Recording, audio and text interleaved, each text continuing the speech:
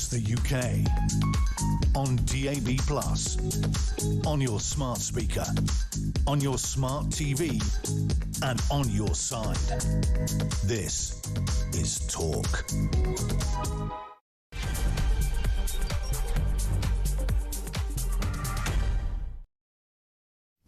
And good afternoon. Yes, welcome to the home of common sense. Lots to get through this afternoon. As you've been hearing with Julia, Home Office failures have sent asylum costs soaring from 4.5 billion to, are you ready for this, 15.3 billion. Letting contractors pocket millions while migrants stay in expensive hotels. And of course it is you, the taxpayer, that foot the bill for mismanagement as contract chaos fuels protests and tension all around. There's no good can come of this until a politician can be brave enough and straightforward enough to just call it out and say this is a monumental waste of money and it cannot go on. Nobody, have you noticed, nobody ever says that? Did you ever hear Starmer or Reeves get animated and angry about this? Never. Details to come. Also this afternoon, Reform MP Sarah Pochen has sparked outrage over her comments about the lack of white faces on ads, prompting an apology and fierce criticism from Labour and the Conservatives. Nigel Farage refused to rebuke, while Reform defended the debate over representation. Nothing wrong with the debate on representation.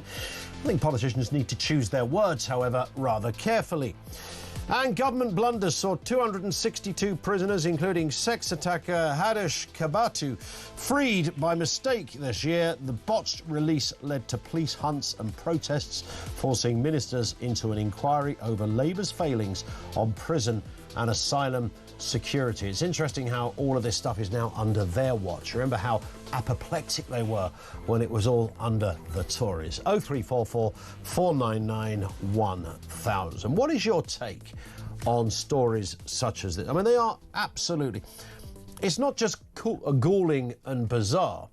I mean, this stuff is frankly criminal. Rachel Reeves, she's been banging on about this financial black hole forever. Some of the stuff she made up, some of it might be true, depending on who you listen to, will inform your arguments. But the figures of how short we are on the credit card seem to range between that well-known number of 22 billion right up to 50 billion. There are some commentators who say it's even more. So with all of that in mind, you might just think that when a Chancellor sees an opportunity to save billions, they would take it. It would be number one on the Treasury to-do list. But of course, running the Treasury isn't just about money. It's also about politics, and every decision has to be interwoven between the two. There's a lot of ways you could wipe out the financial black hole, but you might also wipe out everyone who voted for you while you're doing it. This isn't just a Labour issue, of course. It's been an issue for the two main parties forever. But sometimes all you really need is a decent bit of black and white thinking. That's literally all it takes. When you read stories such as this, you really are torn between laughter and tears. Have a listen to this horror show if you're not up with it already. Billions of pounds of taxpayers' money squandered on asylum hotels because of a failed, chaotic and expensive system imposed by the Home Office. This is a committee of MPs, cross-party committee of MPs have concluded. Ministers and officials neglected day-to-day management of their asylum accommodation providers, even as the cost of the 10-year contracts tripled from 4.5 billion to 15.3 billion. I mean, at what point? Is there not an alarm bell on your spreadsheet? Does not something happen in the accounts department? Is there not a fiscal overseer at the Home Office who suddenly gets a message where it says, ping, finance alert, you're about to go broke? Does nobody notice that the cost of the contract has risen by over £10 billion? As a result, contractors made excessive profits at taxpayers' expense. It's as simple as that. Without the Home Office, by the way, imposing any kind of financial penalties on this stuff. And it rather takes you into that kind of territory, what they often call it the blob or the swamp or whatever. And there's, you know, look, good civil servants, good senior civil servants are worth their weight in gold. If you listen to anyone that's been in government, many of those people will have experienced some bad civil servants, but many will say once you found your flock of good civil servants, you held on to them because they were absolutely crucial to your day-to-day existence, getting it right, not stepping on any bear traps, etc. But there is a collective problem. There is a groupthink problem. And the civil service, for years, like electricity, takes the shortest route. We don't want to get involved. We don't want to mess up the system. It's always been like that. Don't worry, just sign it off. It'll be okay. And at the end of the year, somebody crunches the numbers and they say, guess what? You were spending $4.5 billion. You're now spending $10.5 billion on this. I mean, it is just extraordinary how we get to this stage. 0344 499 1000. It's worth reminding you that more than 32,000 migrants are still living in over 200 hotels at a budgeted cost of £2.1 billion a year. That's £145 per migrant per night. I mean, how? Anyone's guess. 6 times that of the other rented housing options. This is the best part of £10 billion over the course of this Parliament. That's half of what Rachel Reeves claims she needs. So you begin to, when you start to join it up, which nobody in the Home Office, nobody in the Treasury is really prepared to do. I want to see a minister, a Prime Minister, come out absolutely apoplectic on this, fuming, a real spewing of anger. This is poor people's money that is being used to enrich people who somehow copped a contract from the Home Office and nobody bothered to check the rising cost of that contract. It is criminal, and yet it sort of gets a free pass. Oh, it's another error. They miscalculated or they forgot to impose a financial penalty or whatever. I mean, it is a horror show from start to finish, and I always say this, I'll just finish on this point. Whether you're left-wing or right-wing, it shouldn't matter. There could be nobody with a straight face anywhere on planet Earth, anywhere in this country, Labour voter, Tory voter, or anyone else that could say this is OK. This is not OK. 0344 499 1000 is where you will find us. Let's get a word on this and the other big stories of the day. Alex Dean is back with us, consultant and political commentator. Alex, good afternoon to you. Hey, Ian. Nice to have you with us. I mean, let's just start with that story, the investigation that has found that billions was wasted on these hotels. I crunched the numbers there as to what that means per night, per migrant. These are eye-watering numbers. The government also failed to collect tens of millions in excess profits owned by these companies. Will Starmer ever crack down on this? Let's have a listen to what Mr. Starmer has previously said on his plans for those hotels. When it comes to the asylum hotels, I want them emptied. I've been really clear about that. I completely understand why people are so concerned about it. The only way to empty them is an orderly, systematic working through of the cases as quickly as possible. I mean, it's all very clinical, Alex, isn't it? It's all very sort of calm, and there's no outrage at what's happening here. It's also not true, because the best way to ensure that we don't have people in hotels is to deter them from coming in the first place. And the last government had a Rwanda plan, which it looks like in some different form we may wind up going back to, which the Labour Party devoted itself to shooting down. We also tried, of course, to have a form of temporary accommodation, former army barracks. You'll remember the Gurkhas came out. We tried to put asylum seekers and would-be refugees in. The human rights lobby and Labour said that was absolutely terrible. You couldn't possibly put them in such conditions, even though our soldiers had just come out. And then we tried the Bibi Stockholm, and the Labour Party went bananas and said you couldn't possibly put people on boats. So that's why they've wound up in hotels. Yeah. I mean, is there any end to this? Because whilst you hear these sort of platitudes that we just heard from the Prime Minister, and we hear it from Rachel Reeves, we hear it from the Home Secretary, we hear it from everybody.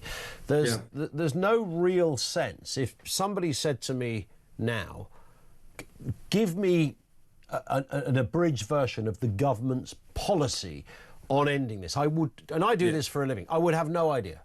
So I think there are two things that are concrete, and they have actually, to give them credit, made some progress on.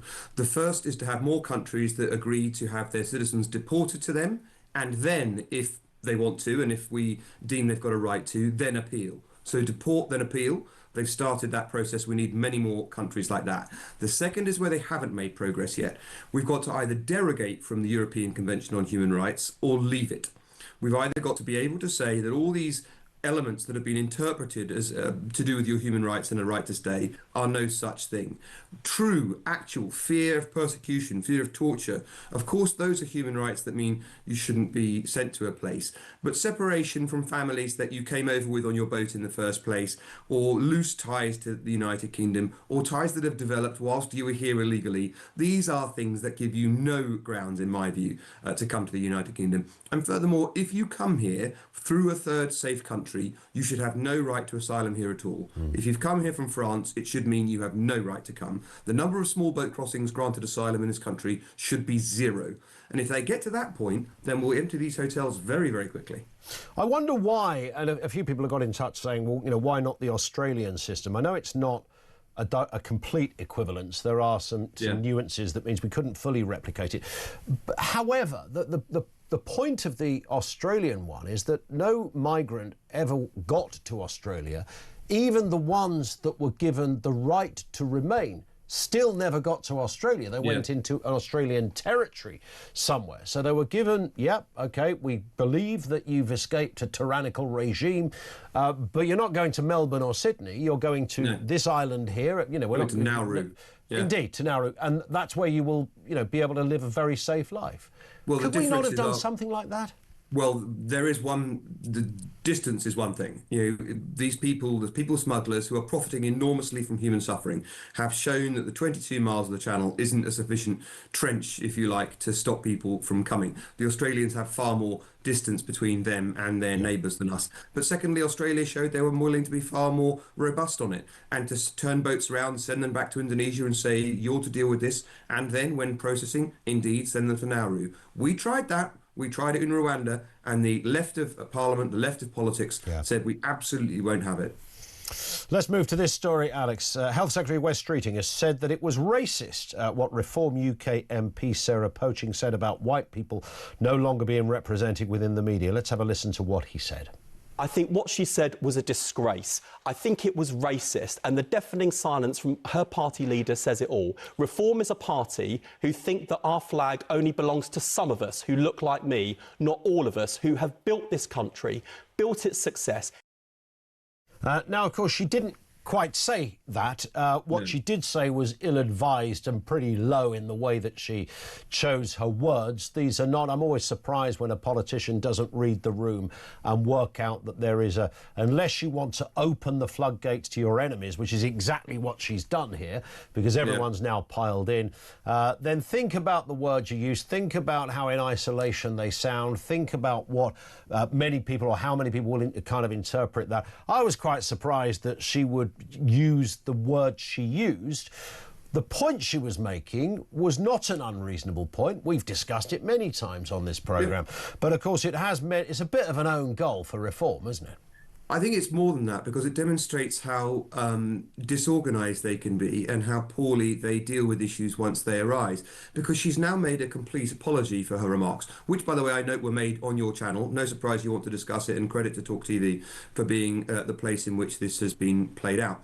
Why are you apologising if you've done nothing wrong? Much of her party is running the line, including her party chairman, Zia Youssef, that there was nothing wrong with her remarks and she should be robustly defended, in which case, why make the apology? The first story you and I just discussed about unlawful migration, housing refugees, housing asylum seekers, that is a gift to Nigel Farage, because it shows that the mainstream parties, Tories once in government, Labour in government now, have been making a hash of things. This story is a gift to Reform's critics, because it allows them to go right at what Reform is most sensitive about, accusations of racism, and it lets people like Wes Streeting, I'm not sure he actually meant all the things he just said, but no, of course you can't. He knows what she was really saying. Yeah.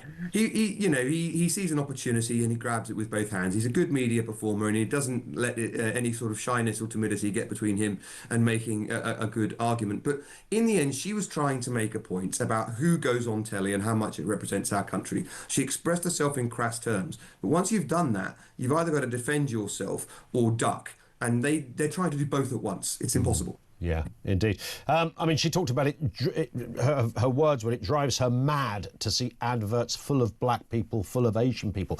They're very harsh words. They don't really do I mean, when I see ads, and we've had this discussion before, I sometimes scratch my head, and I think that's interesting because there's I always thought that when it comes to representation, this was about equality and about, when it comes to diversity, because there was a time that unless you were white, you couldn't find yourself on an advert anywhere, and that was a bit weird, and there was some strange things going on. I think they even had a white bloke advertising Afro hair products, which was a bit bizarre back in the day. Nonetheless, so they decided, okay, we've got to address this. All of that is completely fair enough. We all agree with that. You want to represent the nation. But then we've reached a peak point of over-representation when you have 55% of ads containing non-white people, or black people, I think the figure was, which represents just under 5% of the population. Yeah, look, I saw those stats, and I saw Sundar Katwala debating these topics online. It does seem that black people are overrepresented in our media. It also seems that Asian people aren't. So actually, she misjudged her argument, even if she was trying to make one simply based on the statistics, that having apologised, she then tried to point to for why she was correct. I mean, why are you apologising if you're right? But I do think, too, that, you see adverts, and it's always, if it's a married couple, it's always the bloke who's the idiot. It doesn't drive me mad. I think it's a bit annoying and a dull trope. But I recognise that as a long-standing form of advertising that is a bit annoying. That's really what I think she was trying to get at. But no doubt about it, she expressed herself very poorly. We'll go to some other stories in a few moments' time. Stay with us, Alex. Lot to talk about, particularly the Met investigating 9,000 suspected grooming cases, which is interesting because it was only half an hour ago that Sadiq Khan didn't even understand the question when he was asked about grooming gangs in this country. And pro-union workers win a rights package that could cripple businesses. Keir Starmer is warned. We'll come to that as well. 0344 499 1000. Your comments and responses on the criminal amount of money that the Home Office has wasted on asylum hotels, keeping nothing in check and not, frankly, caring how much was spent. Not their money, is it really? They're on nice little salaries with good packages and pensions. But it is taxpayers' money, and that is criminal. Our lines are open. This is Talk.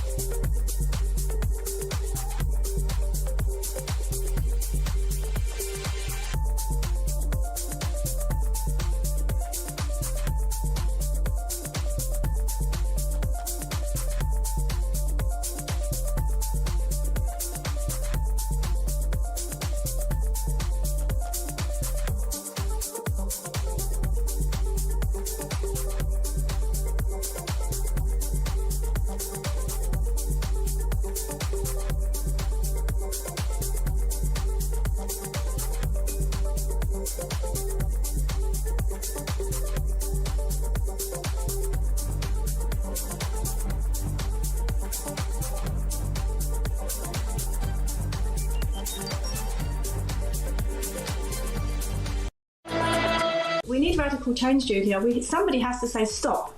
Stop. We can't carry on. Britain is broken. We can all see that in our everyday lives. Yep. Whether it's affected in our purses, whether it's affected, with our health. Doctors. All you hear all the time is people can't get doctor's appointments. People can't get. People are going abroad to go private, for goodness' sake. It's ridiculous. And we work so hard as British people. We work so hard, and we're a really giving nation. We help charities all over the world. And right now we need to help ourselves.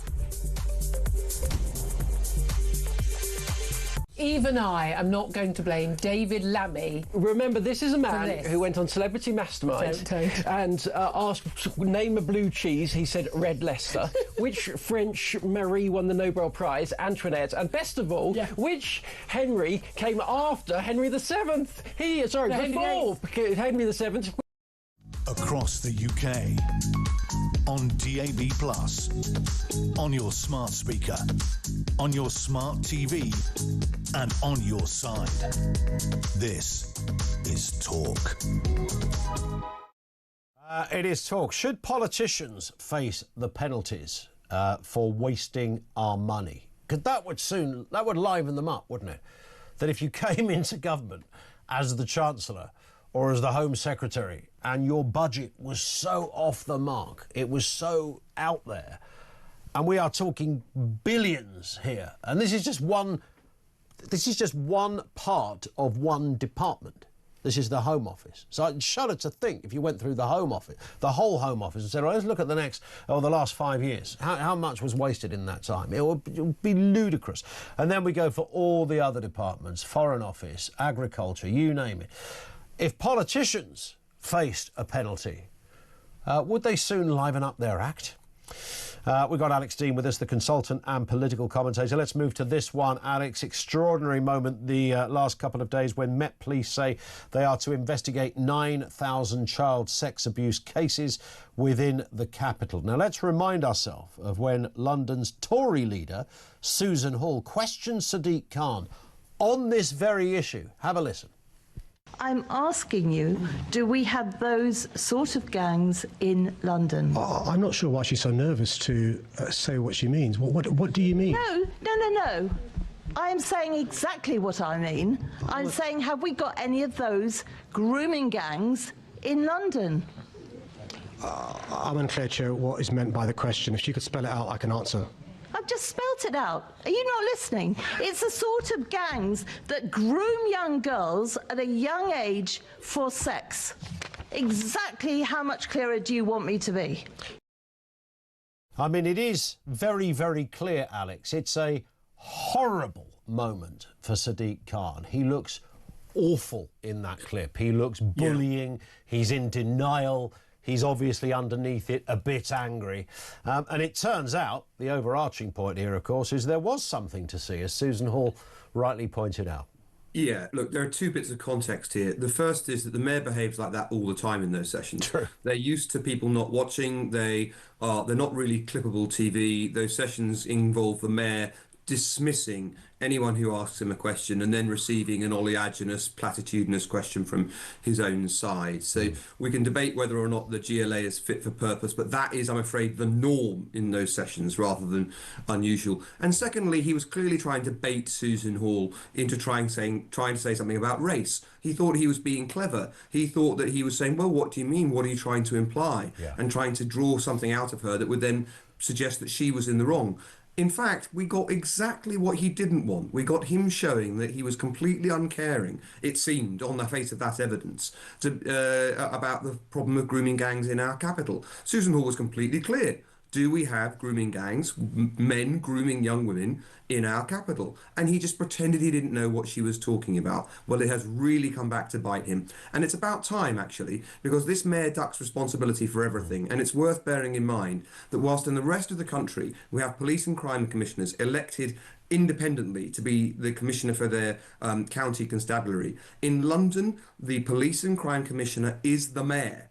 So Sadiq Khan oversees the mayor, oversees the police as well as being mayor, and I'm afraid he's singularly failed to do it. I mean, and how dare he dismiss her, try to take her up a cul-de-sac, try to get her to say something that she wasn't the one identifying any ethnicity or religion. He was trying to get her to do that.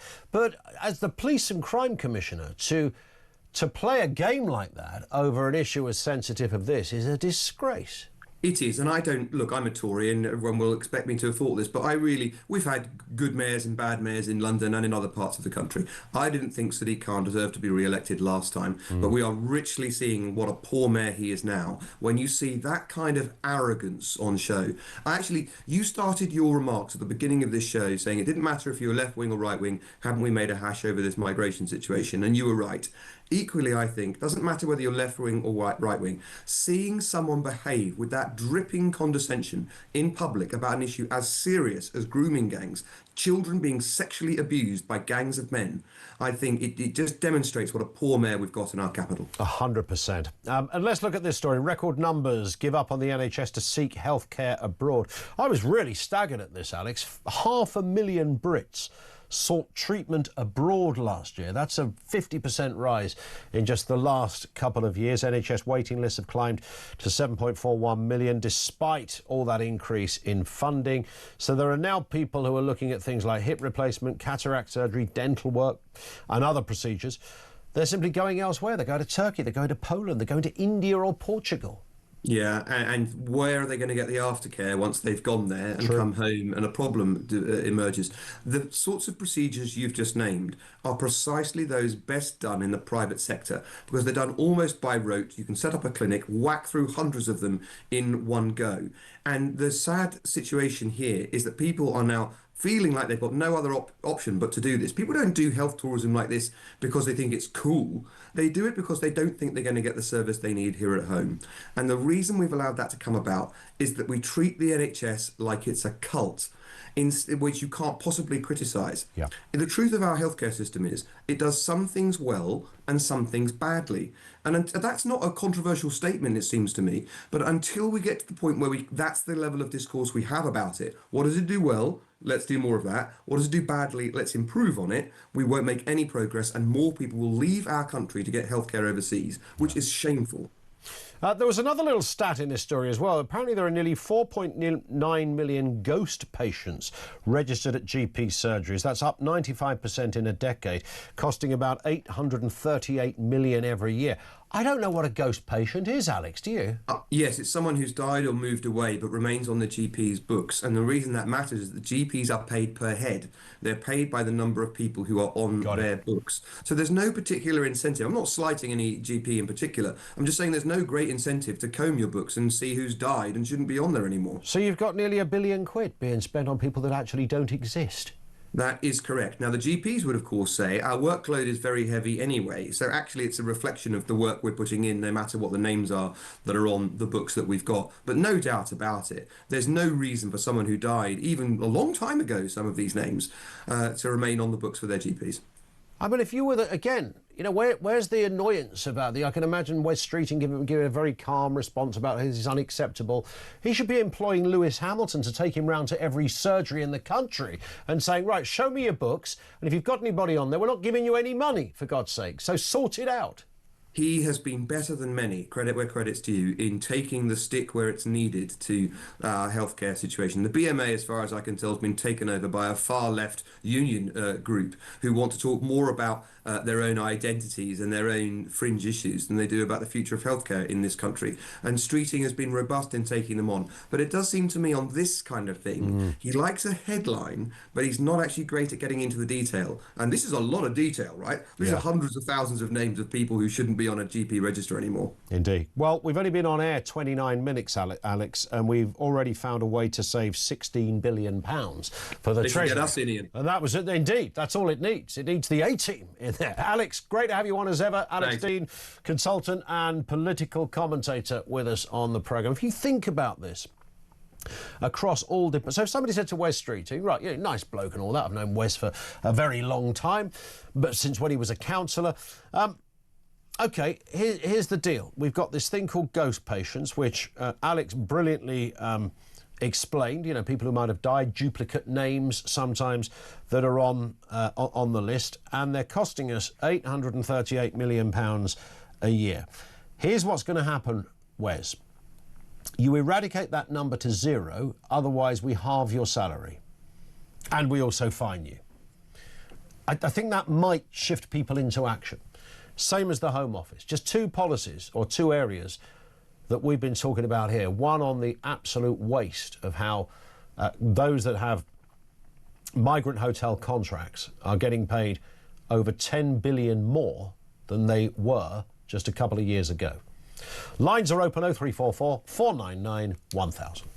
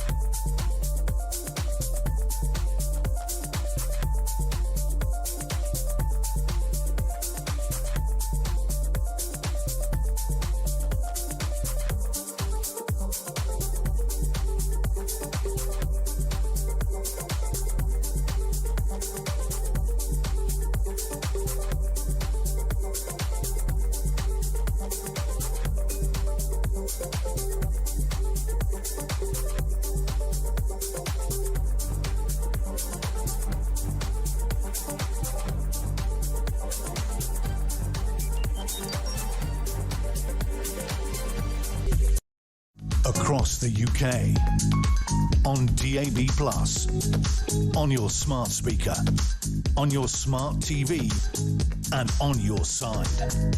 This is Talk. This one in from Scott, who says, my wife has never been interested in politics, but this weekend she said to me, I've got it now. The Conservatives are demanding that Labour do what they could have done in 14 years, but didn't. And Labour opposed everything the Tories tried to do for 14 years. But now they're attempting to do what the Tories wanted to do but couldn't because Labour opposed it, while the Tories now oppose what they wanted to do in government because Labour decided they now want to do it. All the while, no one really knows what the Lib Dems want, and everyone laughs at the Greens. It's hard to disagree with her. Do you know what? You're spot on, Scott.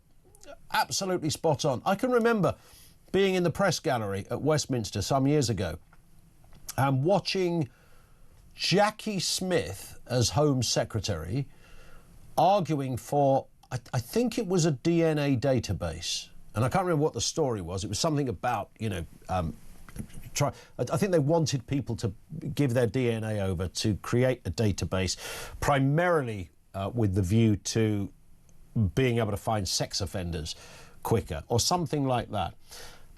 Opposition Shadow Home Secretary was David Davis at the time. And he was there, and in the public gallery, Shami Chakrabarti, the kind of left-wing, now I think she's in the House of Lords, she was full square with the Tories on this. And it was an interesting debate. The House of Commons wasn't that busy that afternoon. There was only about 3 of us in the press gallery. This was after, you know, the main event of PMQs or something. And so this, you know, the usual arguments take place, and Jackie Smith is explaining why it's absolutely crucial we have a DNA database, and David Davis is saying, no, this is an outrageous idea because, you know, it breaches all sorts of civil liberties. It also kind of, you know, why should innocent men have to give over their DNA? And it was of this kind of nature.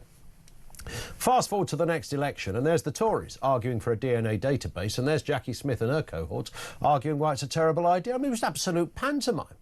These events happen all the time. We just don't sort of tend to see it. We don't see them side by side often enough. But when you look back at what has been opposed and then embraced, and obviously when a new government comes in, they give it a slightly different name, or they tinker with it a little bit, but ultimately the same policy.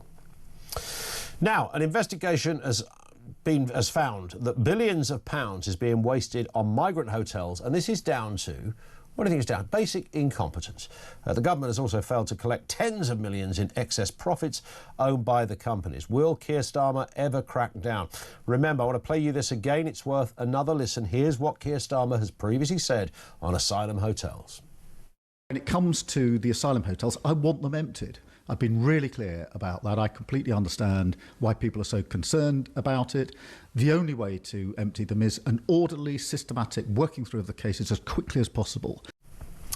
Working through the cases as quickly as possible. Let's speak with William Yarwood, Media Campaign Manager at the Taxpayers Alliance. William, good afternoon to you. Look, I know you guys specialise in pointing out wastage and all manner of other fiscal tomfoolery, and let's be honest, there's quite a lot in it. We've only been on air half an hour and we've saved 16 billion quid for the government so far. I don't know how we managed it, but apparently Rachel Reeves doesn't know how to do it. I don't think Jeremy Hunt was very good at it either. What goes on here? How do these huge amounts of money, and, you know, we lose sight of what it really means, taxpayers' money. How does it seem to get a free pass? And this is just one part of one department. If we went through the whole lot, we'd be talking hundreds of billions. Yeah, totally. Well, good afternoon, Ian, and I'm glad to be on the show, and it's glad to hear you've saved 16 billion quid already. We yeah, should send those numbers to the Treasury immediately. Yeah, the knighthood is surely on its way. Absolutely. And look, it's a combination of things. It's incompetence, it's a lack of oversight, and it's also because I just don't think the Home Office is fit for purpose. I mean, multiple Home Secretaries have said it's not fit for purpose and then done basically nothing about it. That's why many people resent becoming Home Secretary, because they think it's the end of their political career. Yeah. But on this story specifically, I mean, it's completely disgraceful. One of the reasons the cost of migrant hotels has come up is simply because we keep having more and more illegal immigration day after day, week after week, month after month, and there's no real deterrent or plan to deal with any of this. I know that clip earlier said that Keir Starmer wants to empty the migrant hotels and get the asylum backlog sorted, but has any of that really been achieved, Ian? I think the answer to that is quite simply no. Yeah. And where's he going to put all these people? It's not as if he's going to put them somewhere that was going to address this financial element, because he'll put them somewhere that's either just as or almost as expensive.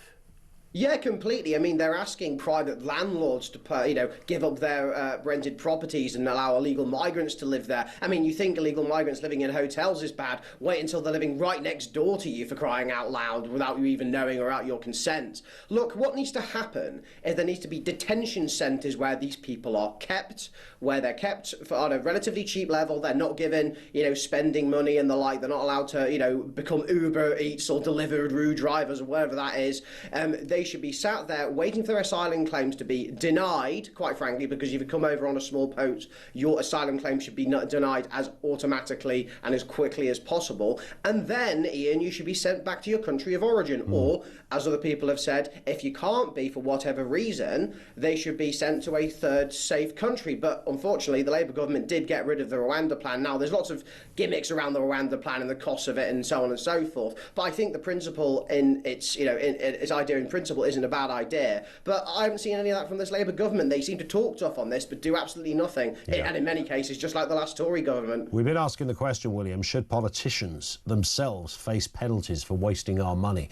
In any other walk of life, that might be the case, where you would, at the very least, in sort of high finance or whatever, you wouldn't be getting your bonuses if you didn't achieve targets, and if you didn't achieve targets, you'd lose your job. And that element is not even talked about when you become a politician. There's no kind of, I don't want to say a sword of Damocles. We want good people in there that's going to you know, it might take some time to do something that are going to do the job. But nothing happened. Nobody ever carries the can for this stuff. You know, we could sit here in a year's time and I doubt whether we'll be able to say, yeah, it was Mick Smithers in the accounts department that signed this off, and he's since got fired. That won't happen. Yeah, totally. And often when these bad things happen, MPs just pass things off to underlings, or the decisions have been outsourced to Quango, so it's not really their fault in the first place, and therefore they can't be blamed. But yeah, look, I think there needs to be better incentives in the system for MPs. I think one thing we at the TPA have talked about is about, you know how like MPs get almost an automatic pay rise every single year? Yeah. We're against that. We think that MPs' pay should be tied to GDP per capita growth. So basically, if people's lives improve in real terms, then fine, maybe they can get a little extra money. But if they don't, then actually their wages should not just stay the same, but actually should decrease, and maybe that'll incentivize them to pass policies and encourage economic growth, which you know, actually would benefit ordinary taxpayers, which frankly past Conservative and this current Labour government simply have not done. Yeah, I once went back and forth with HMRC over a missing 5p that I hadn't paid on me because I think I rounded it off the wrong way. And every time the next tax bill came, it was literally written in there, you know, 5p owed. And then a letter came saying there will be interest on the 5p that's owed if it's not paid. And for some reason I forgot. I can't remember how it all panned out. But there was clearly a department that was able to hypothecate my 5p somehow. And yet here we have a situation where the 10-year asylum accommodation contracts have gone from 4.5 billion to 15.3 billion. I don't know if anybody's getting worrying letters from anyone over this. I'm assuming not. These people mark their own homework. There doesn't seem to be any consequences anywhere, which is one of the biggest problems anyway with the public sector for many different reasons. And here we are just talking about it. Is anything going to happen about this? What's your usual experience, William, on how these things end up? Someone might get angry. There's probably a meeting somewhere around one of those £58,000 oak desks that they have sitting in 17 different conference rooms over there at the Home Office. But other than that, will anybody walk the plank? You know what, Ian, sorry to depress you, but I genuinely don't think so. I mean, the Home Affairs Select Committee, I mean, it's not a nice answer, but it's ultimately a probably truthful one, yeah, right? 100%. You know, the Home Affairs Select Committee came out with this report and have rightly pointed out the fact that, yes, it's not only the costs overblown, but the profiteering off of this is overblown. I'd just like to quickly say that let's remember what they're profiteering off. They're profiteering off the backs who shouldn't be here, and also profiteering off the backs of people like me and you, Ian, and people listening at home. Taxpayers, right? That's who they're profiteering off. Yeah. And it's in excess profits, and also they've not given any of the excess profits back to the Home Office that they were supposed to do in the first place. So in reality, they're just sort of hoarding money, and many of these people, what's the incentive in stopping illegal migration when they're making a nice quick quid off it? But look, I just don't think anything will happen. There's all these reviews and these committees and these inquiries, but it's all just fluff and guff for the media, really. The problem is the fact that we have illegal migration, and the problem that no one seems to be interested in dealing with the roots of it and the incentives of it, and no one wants to implement any real deterrent. That's the real issue. That's why these companies are profiteering off taxpayers, and that's why the boats will keep coming. Yeah, spot on. William, thank you for that. William Yarwood, Media Campaign Manager at the Taxpayers Alliance, enjoying the incredulity imparted by William there. I mean, it's not really rocket science. The idea that it appears much of this happened because the Home Office didn't write in penalty clauses for a lack of achievement in some of these things. Now, I don't know how you'd imagine. This is how we all imagine it, right? So the Home Office build a contract with companies that only have governments and big institutions as their clients. They don't have, so they need the contract more than anything, for their shareholders, for their board of directors, whoever. They really need the contract. And they haven't got loads of places they can go to get these contracts. You can only go to governments and big institutions, mostly the former. So in many respects, what I've always felt about these sort of G4S kind of Serco-y, Capita kind of organisations is that the governments would call the shots. I mean, the penalties would be off the scale. You'd have to manoeuvre and function within such a narrow window that any time you fell off the bench, bang, there's going to become a massive financial shocker is coming your way. Because this is taxpayers' money.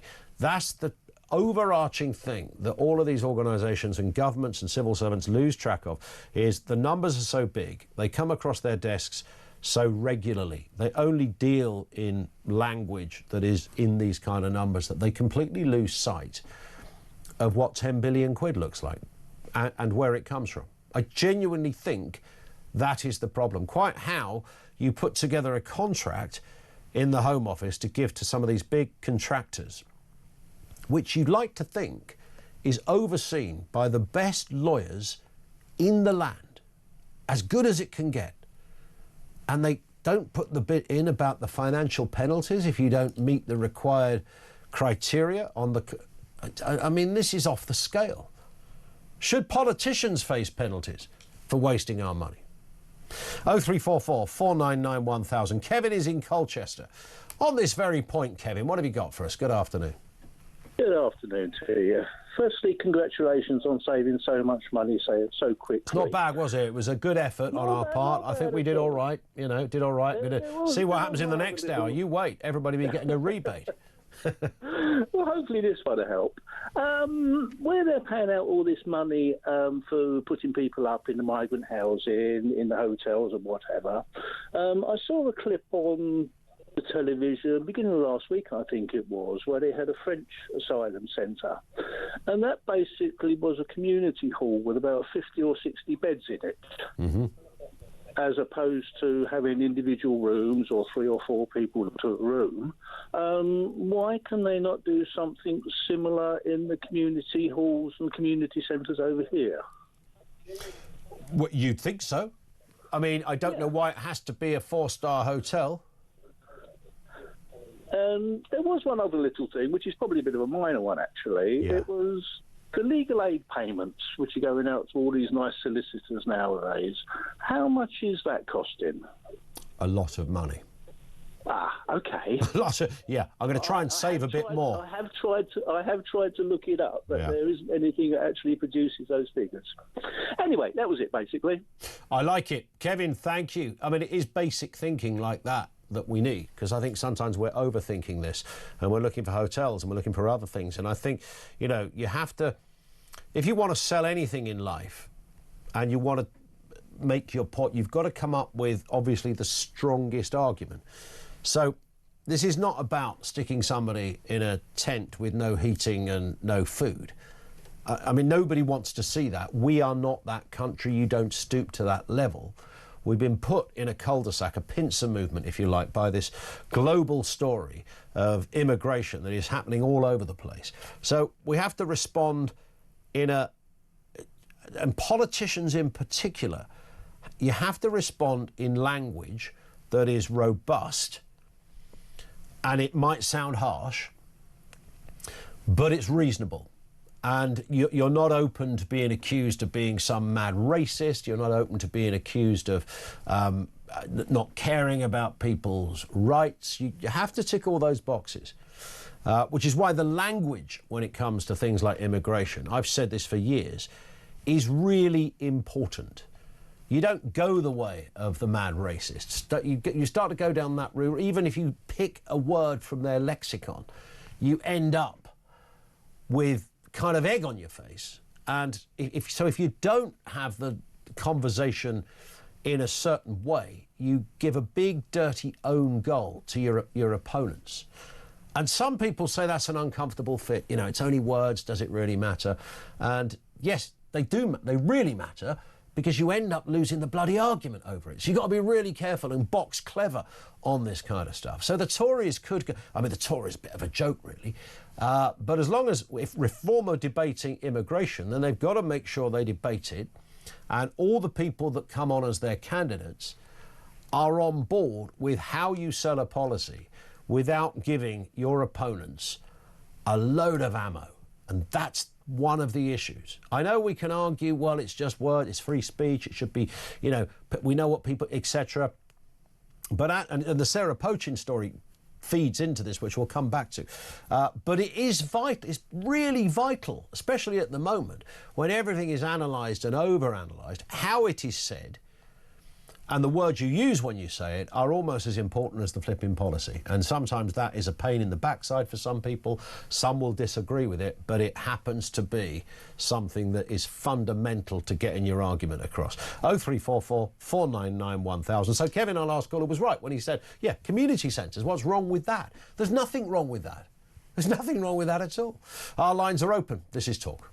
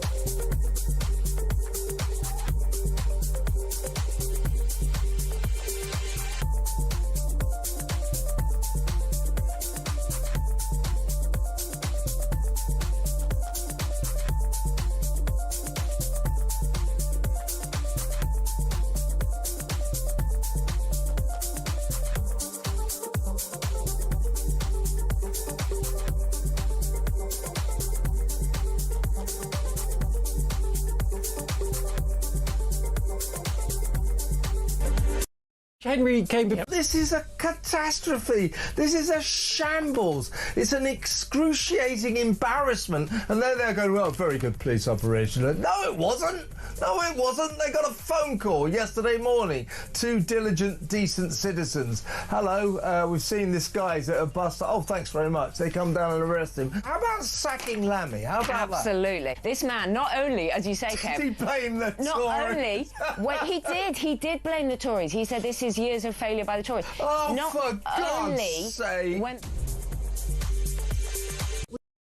Across the UK, on DAB+, on your smart speaker, on your smart TV, and on your side.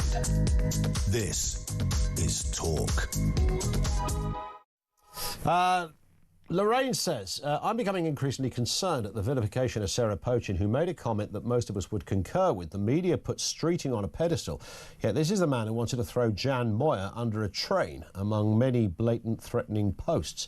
He also wrote, with regard to the London mayoral elections, a win for Susan Hall of the Conservatives is a win for racists, white supremacists and Islamophobes. The world is over. Streeting is a duplicitous snake oil salesman, jumping on the bandwagon, deflecting from his party's abject failures, sleaze and dishonesty. He's morally corrupt. It's interesting because Streeting is one of those that I don't know why he goes there on this. You just know, and when they had their conference a month ago, he went there again, didn't he? On throwing out I thought that went out the minute somebody raises the issue of immigration, whatever it happens to be, and then somebody goes, oh, you're a racist, which is precisely why opposition MPs have to be so bloody careful what they say and how they say it. Otherwise, Wes Streeting comes along and calls you a mad racist. Now, that's unfortunate in the way it is. Sarah Pochin used a turn of phrase and a set of words that, taken in isolation, sound horrific. I don't know why she went. I don't know why. I've interviewed Sarah, had her on the show many times. And she's come on the programme many times. I've never heard her say anything like that before. And the way she said it just sounded every type of wrong. It just gave over the wrong. Even though, and this is the problem with the world we currently live in, even though what she had to say was a completely and utterly reasonable point that's been debated many times, including the left-wing world of advertising and God knows where else. So, yeah, the point was fine. The way she approached it wasn't. But you're absolutely right, Lorraine, on that point, that it used to be the oldest trope in the book, to just throw out the racist card. And Streeting does that. Even though he appears to be a bit more to the right in other areas from some of his Labour colleagues, Jeremy Corbyn and the like, who he, posted some really brutal things about him. He goes there. He goes by instinct. He kind of just goes there. Matt's in Cheshire. What have you got for us, Matt? Good afternoon. Hi, good afternoon, Ian.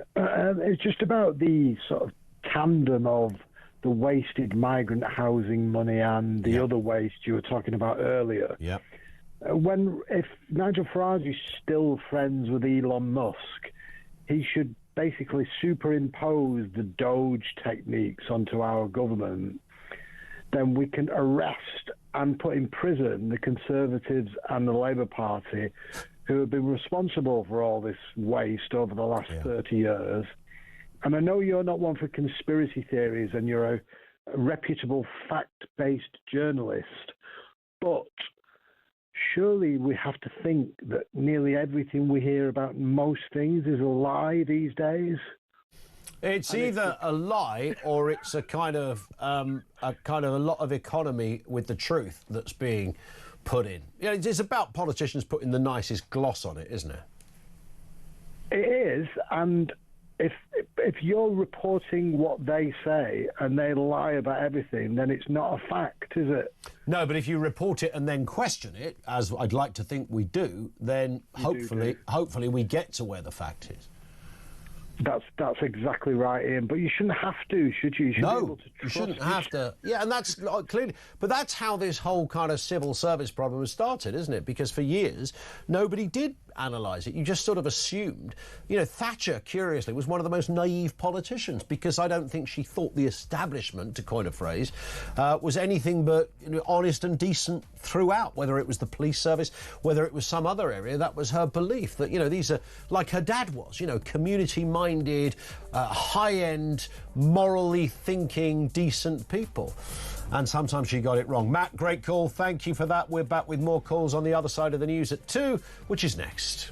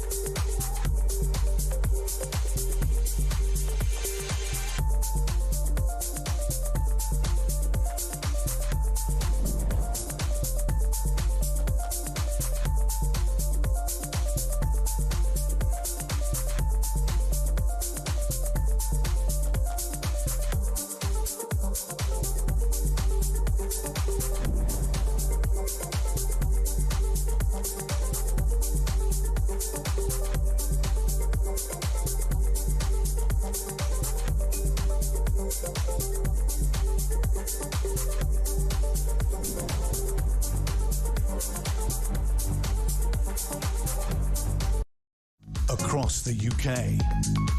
On DAB+, on your smart speaker, on your smart TV, and on your side. This is Talk.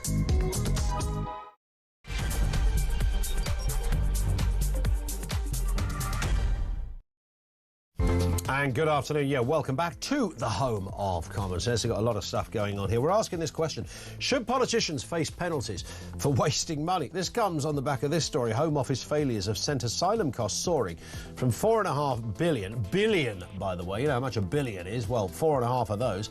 It's gone from that to $15.3 billion, letting contractors pocket millions while migrants stayed in expensive hotels. Taxpayers, of course, the ultimate point to all of this is the fact that we are footing the bill for this level of mismanagement. Contract chaos fuels protests and, of course, local tensions rise. So it's a lose-lose all round. If only somebody at the Home Office would actually do what they're paid impressively for. Also this afternoon, Reform MP Sarah Poaching sparked outrage over her comments about a lack of white faces in adverts, prompting an apology from her and fierce criticism from Labour and the Conservatives. Nigel Farage has refused to rebuke her, while Reform defended the debate over representation. We'll come to that in a couple of moments. And government blunders saw 262 prisoners released from jail by mistake last year. The botched release led to police hunts and protests, forcing ministers into an inquiry over Labour's failings on prison and asylum security. It's an absolute flipping mess over there. I mean, the fella that walked out of jail, he didn't even escape jail. He walked out and then went back and said, I'm being deported, aren't I? Where do I go? And they went, oh, train station's over there, mate. Is that how deportation works? Yeah, Heathrow that way, sunshine.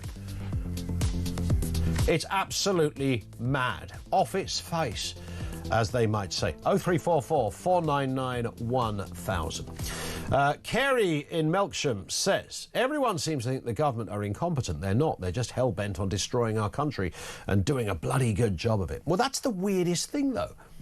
Every politician thinks they have the golden answer, if you like, to improving the country. I don't think for one second Keir Starmer wants to destroy the country. I've heard it said about everybody. Oh, the Conservatives, they've got a plan to take the country to the very base levels, drill it into the ground. I mean, no Prime Minister wants to do that. But for some reason, nobody takes them to one side and says, mate, what you're doing is probably a bad idea, or what you're doing might not be the best way forward, or perhaps there's another way, Prime Minister. And what you end up in is incompetence, because there's a kind of weird groupthink that takes place, often advised by very senior civil servants who just want to keep the status quo because that keeps the peace and makes their life so much easier. I think that's all of that stuff is at play all day long in the mechanics of government. And this story, let's go back to the Sarah Poaching story. She's been called, this is the Reform MP for those who don't know, has been called a racist by the Health Secretary Wes Streeting this weekend, condemning her comments about white representation on TV commercials. Let's have a listen to what the Health Secretary had to say. I think what she said was a disgrace. I think it was racist, and the deafening silence from her party leader says it all. Reform is a party who think that our flag only belongs to some of us who look like me, not all of us who have built this country, built its success. Well, she didn't say, of course, any of that. She's been accused of that. And the debate about representation is not entirely new. We've discussed it many times. Let's have a listen to YouTuber Andrew Gold. Now, we've had Andrew on this programme many times. Here he is in conversation with the footballer Eni Aluko. It's regarding the topic of ethnic representation. Have a listen to this. Statistically, that bears out. White men are the most underrepresented demographic on TV across the UK. Now. In 2024? Yes, now in 2024. And back when I was trying in 2017, this was already the case and had been for 3 or 4 years. I'm not denying that... You're saying you're underrepresented? White men demographically, as in, say, white men, I don't know the numbers to mind, but let's say it's like they make up 40% of society in the UK. On TV, they make up like 36% of TV. Now, some people might say that's fine. I'm not, you know, maybe it's not such a big deal. I wouldn't say that's underrepresented. I'd say that's still a dominant position. It means per person, there are fewer of them on TV. Right. But you're still dominant, though. You're still more than anyone else. That's true, but it means that the chance of a white man getting into TV from the stats is less likely if you take one individual man, just mathematically. So that's what he had to say, and he was talking about proportion of, as distinct from sheer amounts of. That was really his point, which I don't think she'd quite latched onto that point. They did go on to have a very amicable discussion. Let's speak with Paul Burke, writer and producer. Paul, good afternoon to you. I know you've worked across all sorts of fields. You know your way around the advertising world like few others do, so great to have you on with us. And you also write for The Spectator, among other things. Paul, I mean, I think we can all agree Sarah Pochin's choice of words were a bit blunt, and I don't think anyone with a straight face would have advised her to begin her analysis of advertising in the way that she did. Yeah, her choice of words were very, very poor. She alienated people, myself included, by referring to advertising as arty-farty, and there's something wrong with those of us who live within the M25, and to say it drives her mental. It smacks of racism. However, I don't actually think she was a racist. I think she was just expressing annoyance that the representation of people in television adverts does not reflect society in any way, shape or form. I mean, they had a Channel 4 commission this report looking into this, and they discovered that 4% of British people are what we would regard as black, Afro-Caribbean, not Asian, Afro-Caribbean black. And according to that, I think it was something like 50% of people in commercials are Afro-Caribbean.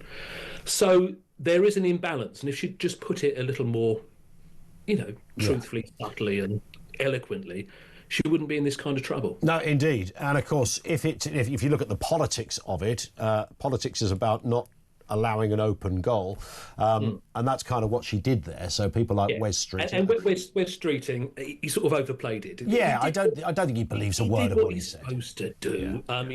He just has to latch onto something, make it about something else, overreact. I am having a go at him, but I'm not, because the Tories or Reform would have done exactly the same to a Labour politician. Yeah, it's a shame they can't have a more civilised discussion, more nuanced discussion about the facts. Indeed, because this is a genuinely interesting conversation. I mean, I said earlier, there used to be, when I was growing up as a kid, you didn't see anything but white faces on the TV. I swear there was a white bloke advertising Afro hair products at one point, but maybe I'm misplaced. But that's the kind of world we lived in back then. And that was wrong. Something had to be done about that. Even on television, for instance, right into the 90s, when most corner shops, or a huge proportion of corner shops were owned and run by Asian people. You had Alf Roberts on Coronation Street in his white grocer's coat. Yeah. I mean, we were woefully behind the times. And so what happened was that needed to be addressed with more black people in TV commercials. But what happened, I think, is they all decided to do it at exactly the same time. And then you've only got to look at the statistics. They've overdone it. And nobody wants to be the one to say, look, I think this might have gone a bit too far. We need to have a more truthful representation of the UK populace. But that report from Channel 4 will give the advertising industry, because I know them inside out, the excuse they need. They trust me, people don't like casting people for anything other than their talent for a job. And if they've been lent on to have more black or Asian people, which they might have done, they'll be relieved that this report gives them the excuse they need. They go, a more truthful, blah, blah, blah, blah. Indeed, it's interesting that I've always, we often talk about, the amount of DEI hire ads that appear, in The Guardian every whatever day it is they do those ads. And we could, I think there's a story today about the Met Police and how much they've spent on these kind of initiatives, and some really kind of slightly bizarre days out for staff where, nobody that ticks the box that they're advertising even represents that group, but they do this kind of stuff. But actually, I think a lot of it happens without it being written down. I think a lot of DEI stuff, and maybe in the advertising world a similar thing has happened, where perhaps directors and casters just simply think that's what they need to do. Nobody's actually said, you've got to get a non-white face to advertise the porridge or to advertise the, the supermarket. They've just gone there because they think that's what they now have to do. Yeah, I mean, it reminds me, I hope I'm not offending anyone, I was brought up sort of Irish Catholic in London, and you're always told you mustn't do that, God will not approve, whatever it may be. I think it's the same in all religions. Yeah. And I think I know a faith substitute when I see one. They're going on about, oh, you better not do it because they'll think we're racist. And you think, who's they? And I think they're trying to appease people who don't exist. And, someone sooner or later should just have the best, I think in any walk of life, in any job, there's two questions. Are you a nice person? Are you any good? Yeah. Colour of your skin shouldn't really come into it. And it's a shame. Yeah. I once saw a Sky News reporter, and it was live, which was unfortunate for the reporter, approach a woman who didn't speak English and was wearing a hijab. And the subject was, are you proud to be British? Now, this poor old reporter was determined to get this woman to say yes, and she didn't quite understand the language, and that's fine. I mean, there might be whatever reason that was. I'm not making any comment on her. It was just the idea that in this journalist's mind, he clearly thought he would hit some kind of bullseye if he could get a non-English speaking woman in a hijab to say she was proud to be British. It's kind of that sort of thinking. Well, that's the thing. We are an incredibly tolerant society. My daughter works in opera. She works all over Europe, and she said, compared with the EU, we're really enlightened. And when I worked on what you'd call pan-European ads, where you'd have one ad for a big, I won't name them, but and it runs all around Europe, and you just put a different voiceover on it. They're baffled. They actually say, but most of your people are white. Why are you recommending these people? They wouldn't dream of doing that. But I applaud the fact that we do. And the only other thing that Sarah Thingybob got wrong was she talked about the overrepresentation of Asian people. If anything, they're underrepresented. It tends to be black people, not Asian people. I don't know the figures with them, but I don't really see too many Asian people. And which in many respects makes it sort of worse, doesn't it? It is worse. Because it's almost as if a kind of, I don't know, I'm going to be stereotypical here, a sort of middle-class, poshish white bloke has gone. I think you're going to be absolutely right. Carry on. Has simply gone, as long as we get some non-white faces, I've done what I need to do. You're so right. What happened with advertising is, I'm not saying, you've only got to look at me, ladies and gentlemen, I'm not exactly cool, but a lot of, the only other word is, so a lot of uncool people came into the business who think it's, hey, we need, the sort of people that lecture over multiculturalism. I was brought up in Brent. I don't need any lectures from people brought up 100% white people, and that's how it's been. And it's usually somebody from the Cotswolds that's telling you you need a lecture in it. No, you're quite right. You're playing on with that. Listen, Paul, lovely to speak. Let's talk again. Paul Burke, writer and producer, one of the biggest names in that area of advertising and marketing, recognising it and telling it for what it is.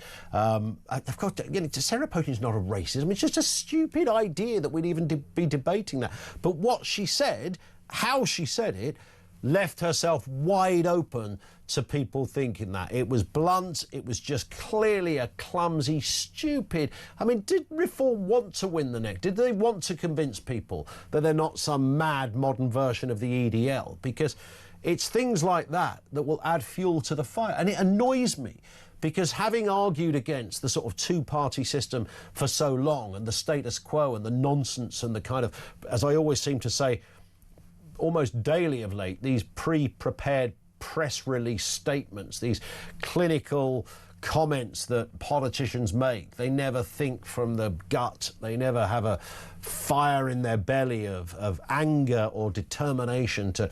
So whilst I want my politicians to be like that, I also want them to not give dirty, big, open goals to people like Streeting and others who just come out and go, yeah, that's racist, so you're a racist, so they're...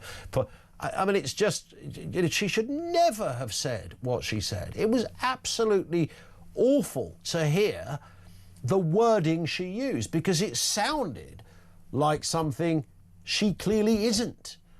And that was the stupidity of it. But she has recognised that herself, in fairness, and she's apologised. Comments on that, 0344 499 1000. It's 2:15. As we speak, Nigel Farage is speaking. He's in Westminster. It's a Monday press conference from the Reform UK leader. Let's have a dip in to what he's saying. He's talking about grooming gangs here, by the way. A better, quicker, more open and more transparent solution. The people of this country place their faith in elected politicians and in Parliament at every general election. Although I think it would be fair to say that that level of trust and faith is probably at the moment at an all-time low. So what I want to do is to offer Parliament a chance to re-establish itself in the minds of people as a good, fair and just institution. It's time for Parliament to step up and to do its job. Do you remember back in 2009 when Sir Fred Goodwin was ordered to appear before the Banking Commission? A new committee that had been set up between the House of Commons and the House of Lords, and Goodwin had to go to appear. And I just don't think we realise just how much power Parliament actually has if it chooses to use it. Select committees have the power to summon anybody. They could summon a former social worker. They could summon a former police officer. They could summon a former councillor. They could summon a former member of Parliament. And I find it hard to believe that MPs in all of these constituencies would not have had letters or emails or pointers as to what was going on.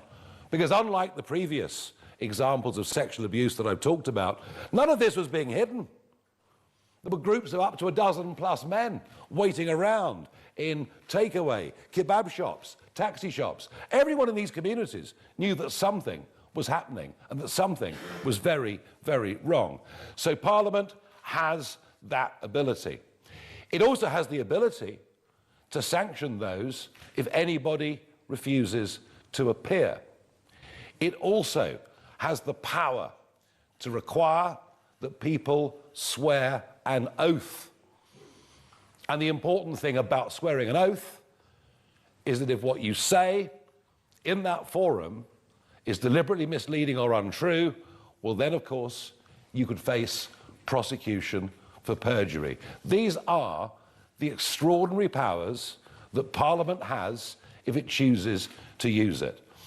And I am saying here is the most enormous opportunity for Parliament, and indeed for this government, to restore some public trust in the institution and those that currently inhabit it on an issue that has been gnawing away at our public consciences for well over a decade.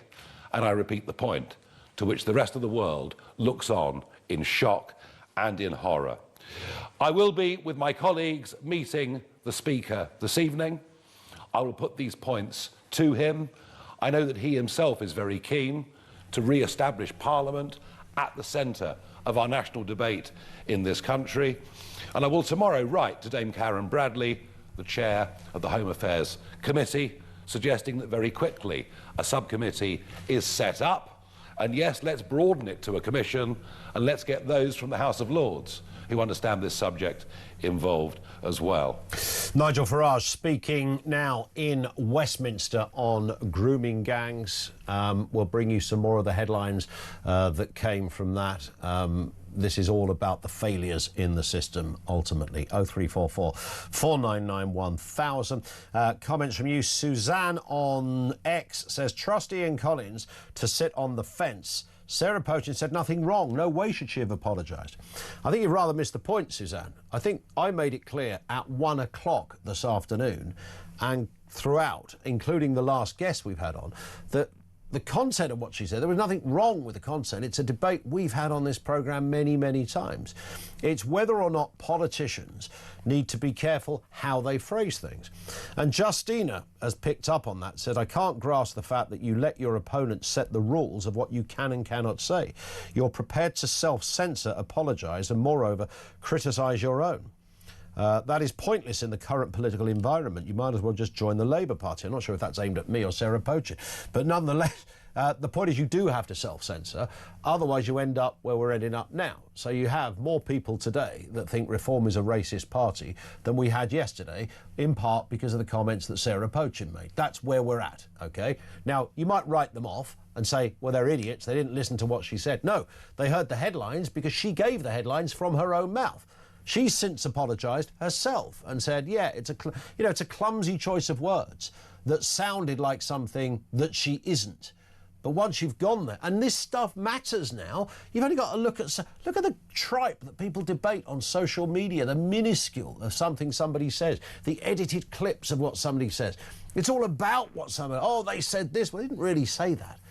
You know, a clip of Lord Falconer suggesting that people who are autistic should have the right to seek assisted suicide. He didn't say that, didn't stop 2 million people on X at debating it, as if he did, and now he's been written off as a person non grata.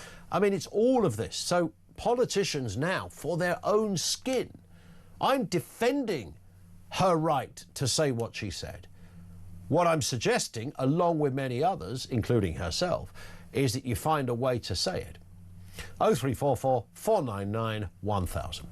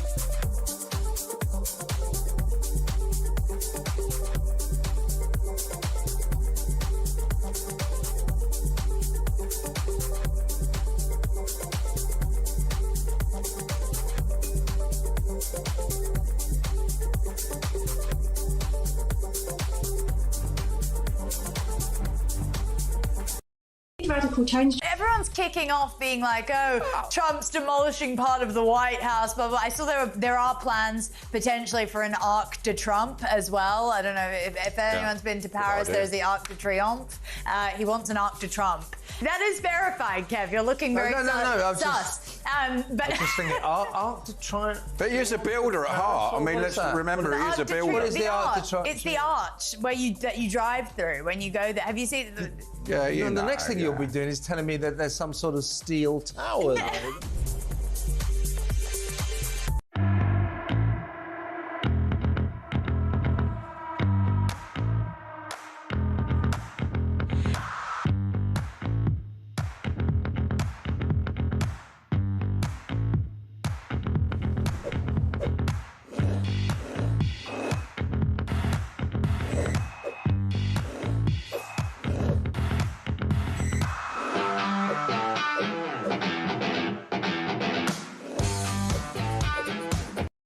Across the UK, on DAB+, on your smart speaker, on your smart TV, and on your side. This is Talk. Now, here's an interesting one that rather proves the point of where politicians have to kind of tread carefully. Michael says, I'm a reform supporter and also like Sarah Pochin. But when I heard her comments in terms of what she said, a part of me wondered whether this is what she really thinks about people that don't look like her. I'd never previously been forced to think this or even try and make this observation about Sarah Pochin, who'd always come across to me as a very formidable speaker, family person, and exactly the kind of politician we want. But a part of me for a few moments wondered when I heard those words. And that's that from a supporter of reform.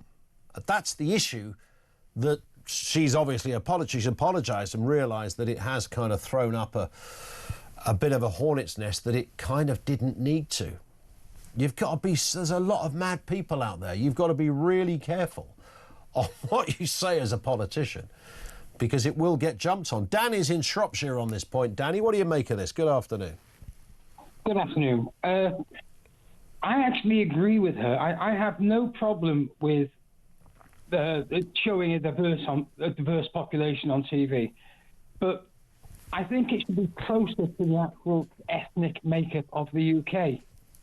I find this not only... But no one's disagreeing with that point, are they? The point that she made, no one's disagreeing with. It was the language she used to make the point.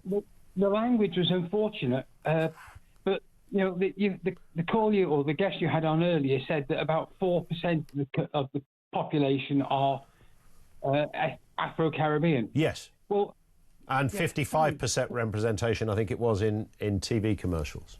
Yeah, knock it up to 10 instead of 55. But I seem to remember a debate in Parliament. I think it was Priti Patel was speaking, and she was talking about how, as a child, she walked across the road and she was called a rather nasty name starting with P. Correct. You know, she said it out loud in the House of Commons. You're right. And then the nice ethnic lady stood up and said, "It doesn't compare with what we suffered from as being black." Yeah. We need.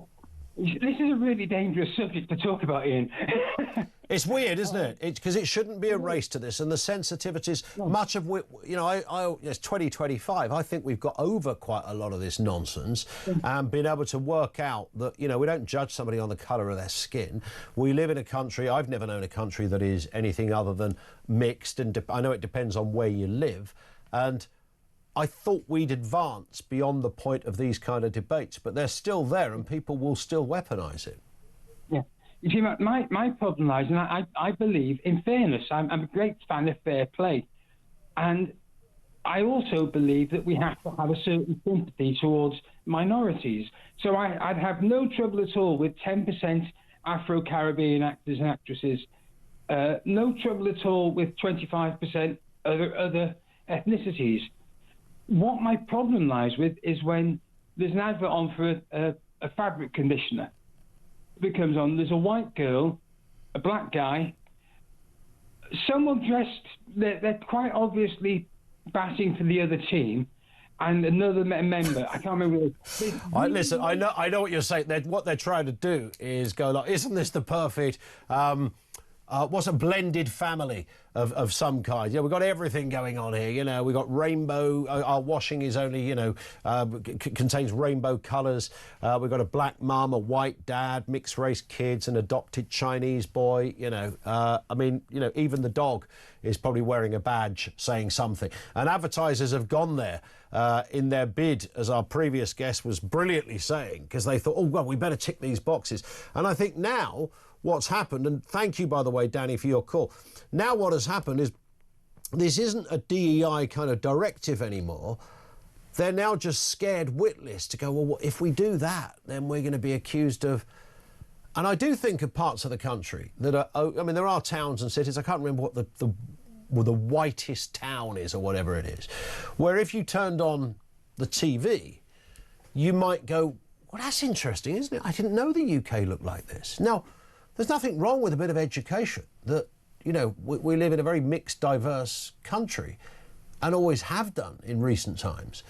But if something is overrepresented, it surely goes against the very essence of the message, which is meant to be, you know, full-on, accurate, equal representation. But as the advertising guy we spoke to said, maybe that will now get addressed. Who knows? We'll talk to Ian in just a second. Ian, don't go away. I know you want to speak about this as well. 0344 499 1000. Mike says, I think they are blowing Sarah Pochin's comments out of proportion. I agree 100%. What she was saying, but her choice of words might have been a bit blunt for some, but the sentiment behind it was right on the money. We've seen this play out time and time again when, I've lost count of how many phone-ins I've done, where a Tory, usually a Tory, this is before reform, has been accused of, they're never accused of being, getting their words a bit unfortunate. It's straight for the racism card. They're a racist. Well, probably not, but they might have said, it's the oldest playbook in town.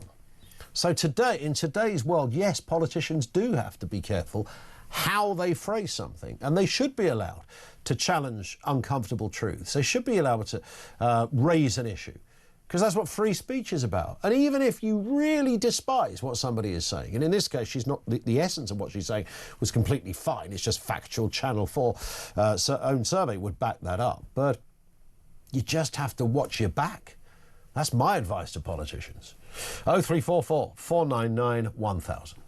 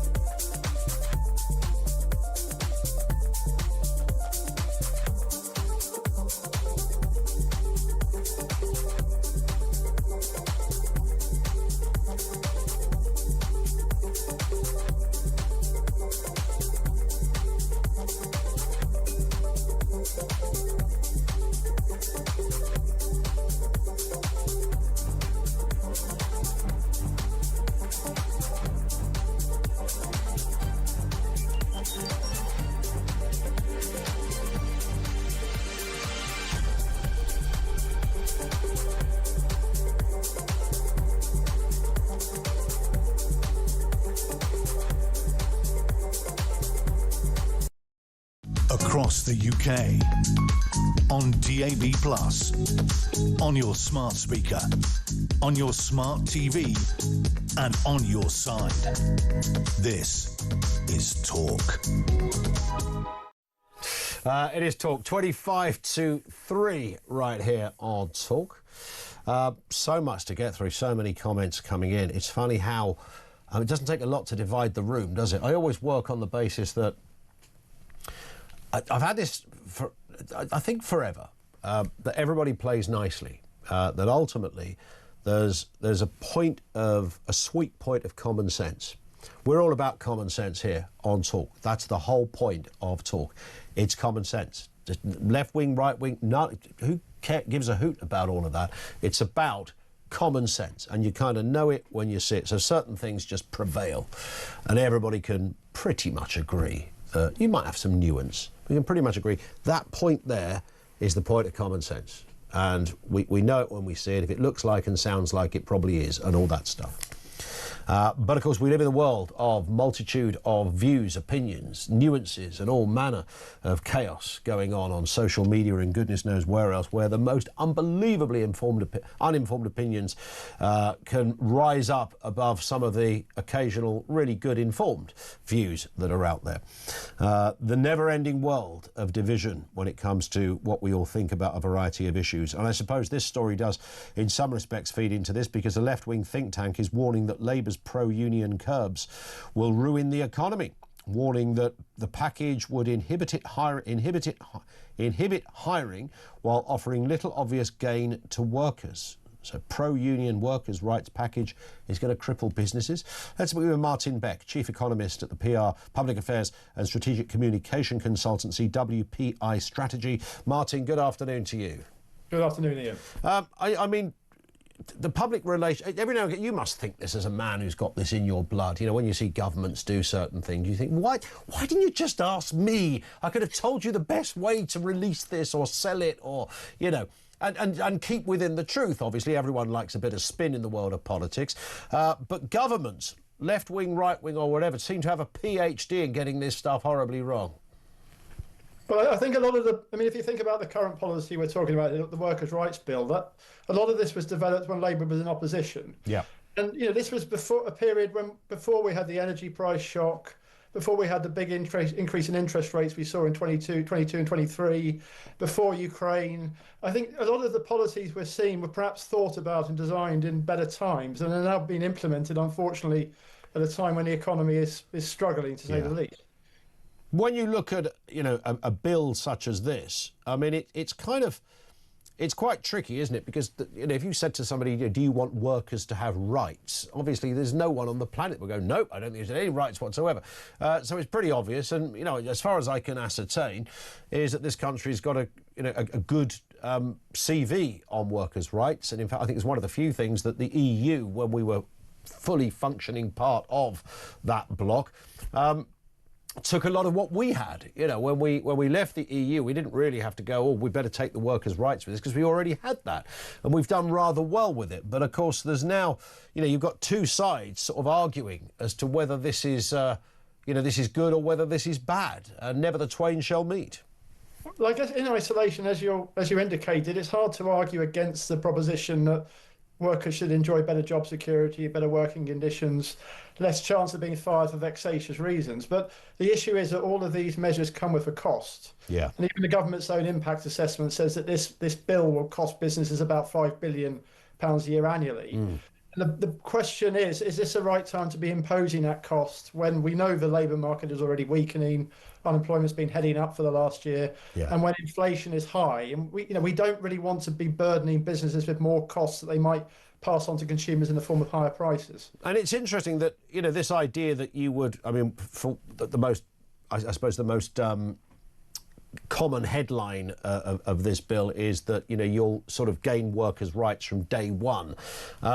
Now, I think a lot of people would go, well, that seems a bit weird, because, you know, what happens if Bob in Arbroath that you've just employed turns out to be absolutely awful? I mean, he's good in the lots of people are good in interviews. Who hasn't worked with somebody you think, how the hell did they get the job? But, you know, so we know that people can be good in interviews. And then it turns out that Bob actually is a bit rubbish. He's a bit lazy. He's not got the instinct for the job. And it turns out that if you want to get rid of Bob, you've got to pay him 32,000 quid, even though he's only worked there for 8 hours. I mean, that's a nonsense. There is a risk. I mean, we want a flexible jobs market where companies, if they want to invest in new opportunities or new parts of business, they can experiment. And if things don't work out, they're in a position where maybe they can cut their headcounts. But this bill will make that harder. I mean, at the same time, though, there is an economic argument which says if we have a more contented, happier workforce, maybe we'll have a more productive workforce. There'll be fewer strikes. there'll be less churn in the workforce, so that will be good for companies. So there are some economic arguments in favour of the bill. Yeah. Every now and again I read one of those, I know, somebody will write an opinion piece in a newspaper, Martin, for some reason it's usually Scandinavia, where, all the workers lay in hammocks all day and they get a free massage at 10:30 and they go home about, 12 o'clock and 78 weeks holiday a year and goodness knows what else, and they're the most productive people in the world. I never know whether they're actually true, those things. I know that, again, it's back to sweet points, isn't it? That's right. I mean, in fairness, if you look at, as you say, Scandinavia, they do seem to have arrived at a sweet spot where they do have a lot of worker protection, but relatively high productivity, low unemployment and so on. But at the same time, they also have much more market-orientated economies in some respects. They're much more competitive in terms of their productivity levels. Their business tax levels are lower than ours. So really, if we want to get to a position they're in, we also have to do other things to fix the economy, perhaps before we can afford to bring in these new rights and new protections. Indeed. This one's not going to go away, but Martin, great to have you on with us, sir. Thank you. Martin Beck, Chief Economist at WPI Strategy, on that workers' rights bill. This is going to be tricky for the government. It's a big area where they're going to struggle in many respects. And the left, of course, of the party, and we're seeing that crack appear, aren't we? Even more pronounced than we have for a long time. And we know it was always there, the kind of Corbynites, but now we've got this kind of new character on the block in the Green Party, and although he's not in Parliament, there is a sense that the Green Party is now hoovering up some of those lost Labour voters. Some might go to Corbyn and Sultana's new party, which I think this week is called Your Party. Some might go there because they want to keep the Labour tag. But Starmer's got a real problem, and it's issues such as this that are going to create the problem. Back to more of your comments. This comes from Dan in Kent. It's not okay to talk about race. If it was a black person saying there are too many white faces on TV, nobody would bat an eyelid. It's getting ridiculous how the racist card is constantly being used by the left.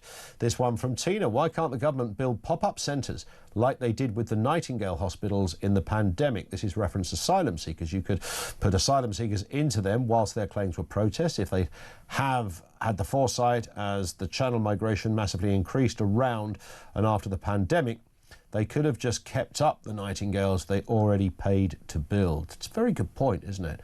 I think most people are just completely bamboozled by the idea that a government can't do anything about 32,000 people who came into the country illegally, staying in hotels at the cost of, several million a day collectively. It's costing £165 per migrant per night to stay in these hotels. That's the average as that pans out.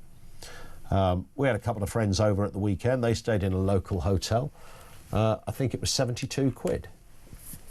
And it was like your Premier Inn kind of place. I think they even got a croissant in the morning for their troubles as well.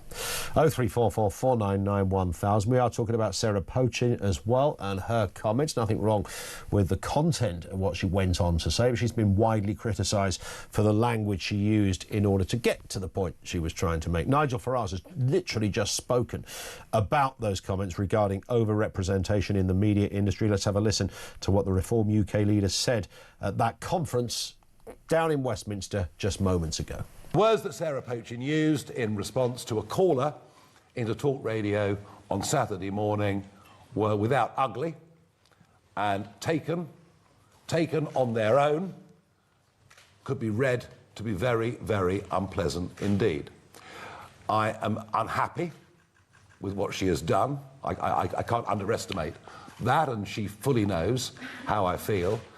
However, it was in the broader context of DEI madness in the advertising industry, something which anybody with half a brain can recognise has been going on since about 2021.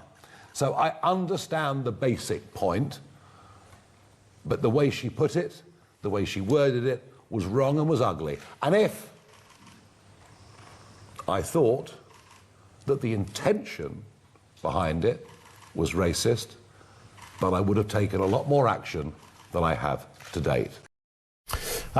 And I think he's reflecting exactly what I said at the beginning of the show, and I've had some condemnation for saying what I said, as if it's somehow fence-sitting or, you know, you shouldn't have to self-censor. I think Nigel Farage laid it out really well there. That is that she did go on to make a point that is a valid discussion. I mean, a really valid discussion. You know, Channel 4 looking into this and talking about this. We've debated it.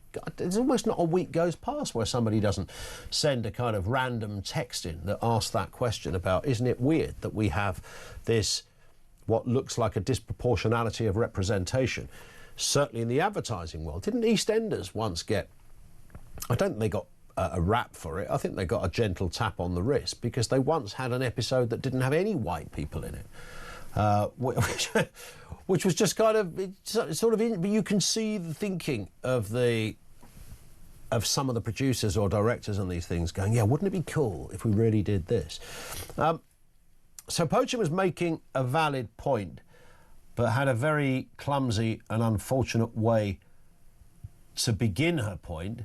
And I don't know whether she got carried away. She was live on air, and it drives me mad when I see all these black people and Asian people on TV, you know.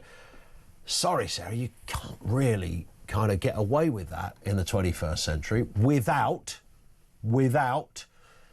somebody coming along and going, there's your true colours. We had a moment, I had a message on X from a Reform member, or certainly a Reform supporter, who made this very point. Very, very easy to work this out, and it didn't take a genius, and Nigel Farage has echoed those very points. And of course racism comes in all shapes and forms. Sarah Poating's not a racist, and it's such a stupid suggestion to think she is. So what you don't do is give any ammunition, and yes, somebody earlier talked about self-censoring. It was Justina that I read this out. You just can't grasp the fact that if you let your opponent set the rules of what you can and cannot say, you're prepared to self-censor, apologise, and moreover criticise your own. And this is pointless. Well, Nigel Farage doesn't agree with that. He can see the reason why you have to self-censor. Why do you think Farage has, you know, taken on what I think anybody can see? I mean, there'll be people that hate Nigel Farage forever, and they'll write him. He's used to being called a mad old, you know, mad middle-aged, you know, racist git or whatever. He's had all of that thrown at him. You won't find the evidence of it, but you won't find the evidence of him saying anything that would create that. But you might find him raising some uncomfortable debates, or debates that are uncomfortable for some people. You might get a bit of that. It's interesting. William's down in London on this point. William, what have you got for us? Good afternoon. Good afternoon, Ian Collins and great British public. Hello. Ian, what I'd like to say before I get into what I want to say to you is that when Sarah Poaching was the Conservative MP, she welcomed asylum seekers with open arms into her constituency. She was a councillor. Thank you very much. She opened her arms to them. But obviously, things changed. But I like Sarah Poaching a lot, and I think that Nigel Farage will be next Prime Minister. Mm-hmm. He's just been talking on TV about the grooming gangs, how it was all covered up by people scared to say who were the main perpetrators. This is now a well-known and almost unargued now position. That's correct. And I think Sarah Poaching's got carried away in the heat of the moment. I've been watching her for the last few weeks, and she seems to be really wants to be getting lots of things out, you know, from her position. Maybe not from the Reform's position, and she's. I think really I can almost see, as somebody who does what I do for a living, William, I can see. I think what she did, she was very relaxed. She was talking about something. Oh, it drives me mad when I see it, and she sort of used phrases that, you know, your nan might use. It's like, no, you've got to. There are ways of saying things, and she just kind of got it horribly wrong. And it was. I can see why people would go, that's a bit strong, mate. You know, why you're that mad at seeing black and Asian people? What's wrong with you? But actually what she was trying to get to was a wider point, which she eventually did. But by that stage, her enemies were out there. They weren't going to stop. That's why Nigel Farage has made the comments he's made today, where he said pretty much exactly what I've been saying for the last nearly 2 hours. Thank you, William. 0344 499 1000.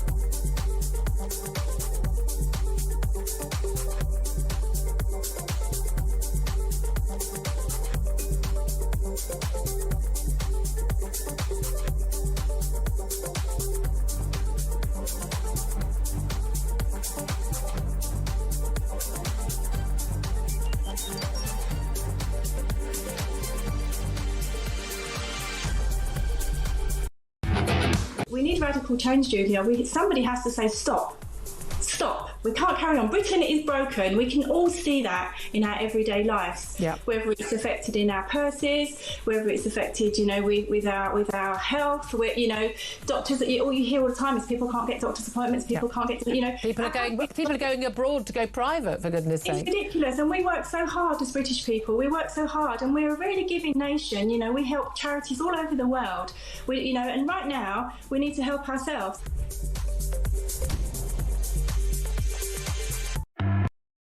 Across the UK, on DAB+, on your smart speaker, on your smart TV, and on your side. This is Talk. One here from James, who says, Ian Collins claiming to be in favour of free speech, but he's almost saying we must always speak in a way that doesn't upset the left. I didn't say anything of the sort. There's certain key issues that you have to just tread carefully. I mean, it's just common sense. Your mum would tell you that, wouldn't she? And if you want to make a point, that you've got to pick the right tone in which you make the point. And if it's on a sensitive issue like race, then boy, if you're a right-wing party, you've got to go through that like you are treading on hot flipping coals. That's just the way of the world. Shouldn't have to be the way of the world. One day it won't be the way of the world. One day everybody will know what you mean. But we're in, proper polarised battle territory when it comes to our politics between left and right. And you just don't hand over any ammo to the other side. It's as simple as that. We've got a brand new voice of doom. This is the mystery voice that is political, so you're looking usually for a politician, past, present, young, old, dead or alive. Who is this? Took the decision. Now, it's the first time I've heard that. Here it is again. Took the decision. That's easy, isn't it? I literally have no idea. But I'm asking you if you do. 87222 if you think you know who this is. Took the decision. That's quite brutal, that. Our Amy put that together. She's pretty no-nonsense. Although Finn, the producer, is claiming he picked it. If we get a correct answer after the news, we'll obviously tell you who it is. If not, it rolls over to tomorrow. Here it is one more time. Took the decision. 87222 is the number. I'm hopeless at this kind of stuff. 87222. I've never done an anagram on Countdown. Have you ever done that? We'll be back after the break. And they put this thing up, don't they, with all the letters. And you think, the conundrum, that's it. The conundrum. Is it called the conundrum or the anagram? No, the anagram, isn't it? Anyway, that thing comes up. And then, after the break, the host, whoever hosts that thing these days, goes, funk warbler. You go, of course it was. I should have known that. What a fool. But if you know who that is, 87222. Back to your calls. Ian is in Romford, God's own town. How you doing, Ian? I'm doing fine, thanks, Ian. Thank you for having me on the show. It's a pleasure. What are you thinking? Well, about Sarah Poaching. Yeah. Although I would have probably shied away from using the same language to describe what she was speaking about, what she said was perfectly valid. Even Channel 4, I mean, you couldn't exactly call them far right, could you? I mean, that they said I want to say something that probably your viewers may not be aware of. A few years ago, you've heard of the actor Kenneth Branagh, haven't you? Of course.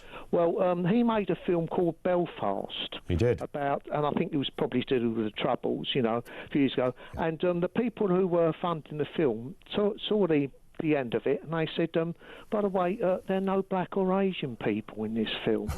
And Kenneth Branagh said, well, this is because it's Belfast in the 1960s. There weren't any there in the shops or anything at the time. And they turned around to him and said, right, if you don't put black or Asian people in the film, we will pull the plug on your funding.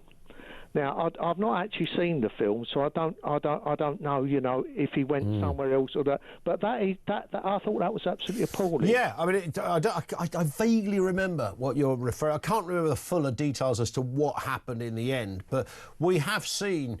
I know that, arty directors love to do crazy things like, casting a black actress as Queen Victoria, or maybe even a white actress as a white actor, or even an actress as Nelson Mandela. Who knows? So they do mess around in that respect. I don't quite know why they do that, other than I get it in Shakespeare, oddly. I don't know a lot about Shakespeare, in fact, almost naff all about Shakespeare, but I do know that as a writer back in the day, he was the punk of his time. So he would have kind of approved of messing with the system. So that kind of makes a bit of sense, but there are times historically when it's a bit skew-if, and you've highlighted a perfect example. Ian, thank you very much indeed for that.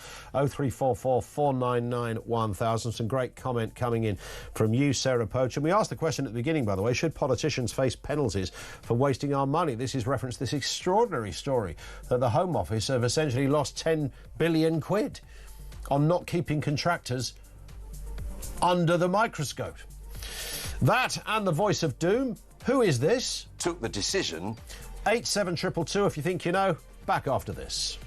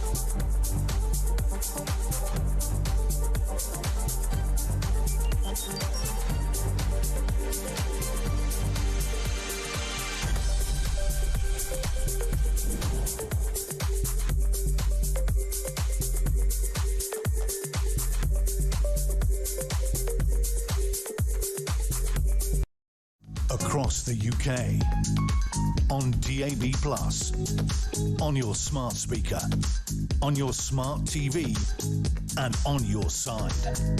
This is Talk.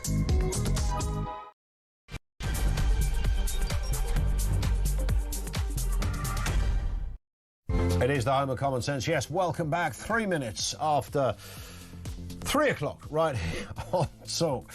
We're talking about those Home Office failures that have seen asylum costs soaring from, I mean, these are just eye-watering, jaw-dropping numbers. Costs rising from $4.5 billion, as if that's not enough, to $15.3 billion, which means contractors have pocketed millions while we put people into expensive hotels. Taxpayers foot the bill, and the Home Office, who give this the big green light, have taken their foot monumentally off the gas, and you are paying for it. More on that, more coming from you. Should politicians now face penalties for wasting our money? If you put the onus on them, they'd soon clear the place up, wouldn't they? Also this afternoon, Reform MP Sarah Poachin's comments regarding over-representation on TV drew outrage over the weekend, prompting an apology and attacks from Labour and the Tories. Nigel Farage has since blasted her, quote, ugly wording, but defended the wider debate, saying the issue is real, insisting he'd have acted if her intent was racist, but the ad industry madness is plain for all to see, he said. And scientists have developed a serum that regrew thick hair on bald mice in 20 days. There's a headline you didn't think you were going to hear when you woke up this morning. This is a formula that uses fatty acids to naturally trigger hair follicles with no irritation. Early human lab tests look promising, and clinical trials are next, raising hopes the treatment could soon hit the shop shelves. So they tried it on the mice, and in 20 days, bald mice grew hair. What's it going to do to humans? Does it mean you'll end up with a tail? Does it mean you'll just end up with a nice mop of hair? That's the plan. 0344 499 1000. Loads to get through, and we'll come to more of your comments in a few moments. We'll let you know if we've got a winner on the Voice of Doom as well. I've just found out who it is myself. It's an absolute flipping stinker. I think this one's going to run on for a year. Let's move to this story. Deputy Prime Minister David Lammy will face questions in the Commons today after the accidental release of the migrant sex offender Hadash Kabutu. This is on Friday, of course. Hadash has since been rearrested and is set to be deported. It also emerged that this type of mistake is not unique, with a staggering 262 prisoners being accidentally released in England and Wales between April 2024 and March 2025. Let's get a word from Sam Samworth, former prison officer and host of the Real Porridge podcast. Always good to have you on, Sam. I mean, the interesting thing about this guy is that not only was he was released in error, I mean, he didn't escape. He then kept knocking on the prison door saying, apparently I'm being deported. Where do I go? And they said, well, just go to the train station. I mean, this was a catalogue of errors. Somebody's responsible. Ian, firstly, the public obviously are outraged, and so they should be. However, let's not forget thousands of intentional releases of dangerous prisoners that this government authorised. 100%. Yeah? So let's get on to this guy. What I can't understand about him, Ian, is easily recognisable. I recognise him, lots of people do. The process is, before your release, you'll be interviewed by a manager. They'll go through your licence, terms and conditions, what you can do, what you can't. That might well be on the day, but it's usually the day before. Yeah. Somebody takes him to reception. Again, he must be recognised within that prison. Yeah, and somebody should have questioned that. However, the problem is now there's a lack of experience in prison. Reception is an incredibly busy place. You get lots of property, lots of traffic in and out. And it used to be that experienced people worked in there. You do your time on the landings and then you'd apply for a job in reception. Yeah, so incredibly experienced staff knew what they were doing. There's a lot of paperwork. These people on computers all the time, booking things in, booking people out. Warrants to keep people in jail. You just don't lock someone up. There's paperwork. And then there's release. But not just one guy is responsible for this. I'm sure. But you'd think somewhere on the paperwork it would have said deportation if that was where the error lied. And I don't know, Sam, I'm sure you know more about this, but if you're earmarked for deportation, I'm assuming you don't just walk out the prison as you would do if you were just being released. Right, let me tell you now, I do know quite a bit about this, Ian. There's lads who were earmarked for deportation, they have a release date. They come Sam. Here's a landing officer, I'm out today. Sorry, you're for deportation. We keep them 6, yeah? Yep. Come again, Ian. No, you cut out just as you were explaining. Right, okay. You said, I know a lot about deportation, and then we lost you. Okay, a lot about deportation. There were lads who were earmarked for deportation. They have a release date. They come to us with a letter, I'm out, boss. Sorry, deportation. We keep them 6 months, no warrant to keep them in prison. Then somebody come, release them, just like that. Lots earmarked for deportation just got released back into communities. Wow. And you sort of imagine that, a fella from the Home Office turns up in a taxi and a pair of handcuffs and takes them to Heathrow. Would you believe that some of these lads are given a taxi fare, the taxi's ordered and they get in it on their own? Yeah. Unbelievable. So if you're earmarked in for deportation, I've ordered your taxi, give you a taxi fare, Are you going to a detention centre? You're not, are you? Of course you're not. I suppose with this particular prisoner, he was earmarked for deportation, just not yet. That's the problem. Listen, there's a lot of gaslighting going on, mate. The whole deportation thing for me is a big scam. It's as though this government and the previous seem to be doing things. It's not happening, let me tell you now. Lots and lots of these people earmarked for deportation don't get deported. And let's not forget, again, we like to highlight this, how many people, like this lad who was released and the big outcry, which I understand, how many haven't gone to prison who have committed far more serious offences than him? 100%. The whole system, for me, pun intended, is screwed. Yeah, indeed. And you saw this in your prison career where, from what you're telling us, Sam, and we have spoken before, I know, this has gradually got worse and worse. Would that be a fair assessment? The staffing issues right now, I can tell you, Ian. People message me all the time. Prison officers cannot strike. Yeah, there's a no strike clause. Yeah. However, it's getting to the point now, it's that serious, the lack of staff, that what we're going to see, prison officers retreating to a safe place. And let me tell you now, the only safe place now for prison officers is outside the main gate. That's not strike, that's looking at the situation, the staffing levels, the level of threat, danger, violence and everything else, and prison staff removing themselves from that scenario by leaving the prison. It's going to happen, mate, and once it starts, I think it'll just escalate. What is the, I mean, the obvious or the short answer, Sam, is we need more prison officers, but there must be a good reason why, you know, people aren't going into that profession. When I was a kid, it was one of those jobs that, you know, I assumed, I had no difficulty understanding it was probably a tricky job. And I remember watching that Strange Ways documentary. You might remember it from years ago. Yeah, it was an early one, yeah. Yeah, and I knew it was a challenging job, but I always thought it was a good job. What's happened? Nobody is looking at recruitment. You need proper recruitment. You need to recruit the right people. Go back to old-fashioned job interviews. People who can communicate. People with life experiences. That's what you need. Like the old army adverts. Remember the ones that are probably not PC from the 80s? Yeah. Where they're like climbing down rocks and that sort of thing. It's a rough, tough job now. Yeah. There will be people that go in, but they're not enticing them in. They're not looking for people. I mean, the easy outlet is sort of these foreign national prisoners from the Commonwealth, prison officers, sorry, that they've been recruiting who don't speak English and the like.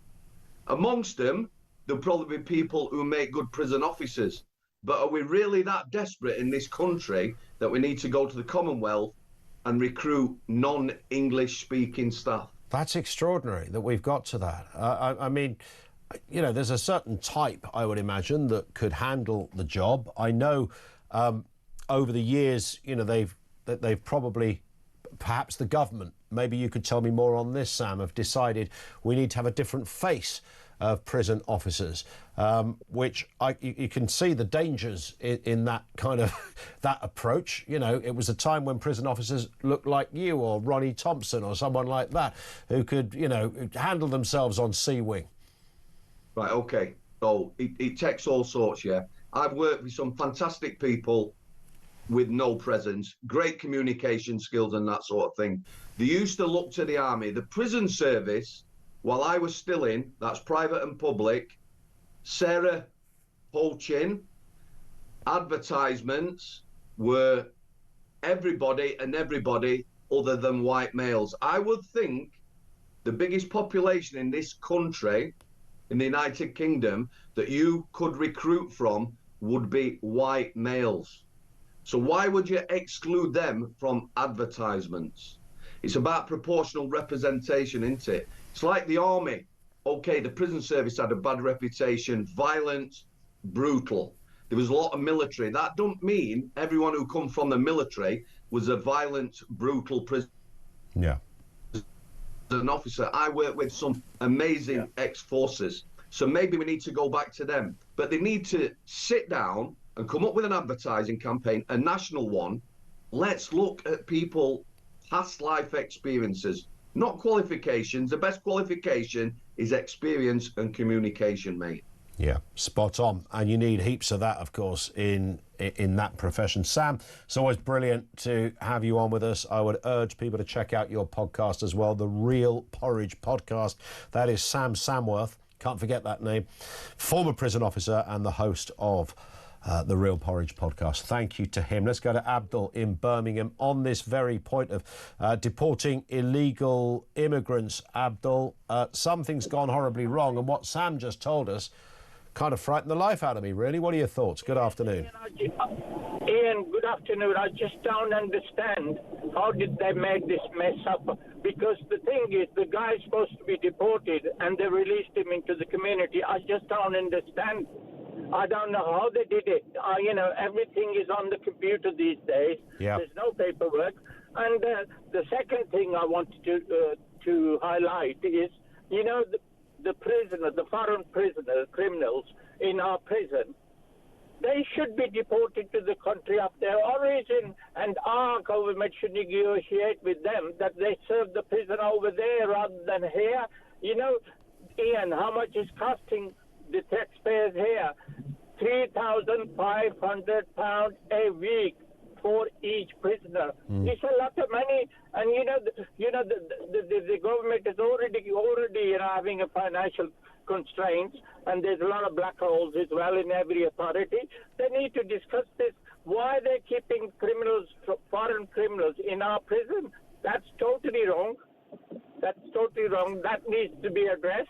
Well, that would save millions over the course of a year. But again, I mean, I worked for the local authority for 36 years, and I don't know how this individual prisoner is being released into the community when he had an order standing that he'll be deported. Well, you'd think... I just don't understand. I get it, and I don't think many people do. And Sam, our previous guest, who was a former prison officer of decades of experience, made the point that, you know, the admin and the amount of bureaucracy and the lack of experience in some prisons could have led to that, because this prisoner was down to be deported, just not yet, and somebody somehow stuck him in the wrong queue, and even he wasn't arguing. You know, if they hadn't grabbed him, he wouldn't have tried to pretend. Strange times. Abdul, thank you very much indeed. Comments coming through on the government, comments coming through on free speech, I suppose, with Sarah. Well, the Sarah Poaching thing is not about free speech, by the way. She's not making that argument. Even Nigel Farage is not making that argument. Fred Smith says, Ian Collins thinks we should walk on eggshells, self-censor and never tell the truth where ethnicity of a non-white is involved. What an utter wet lettuce. Now, that would be fine, Fred, if I'd said anything like that. Anything like that.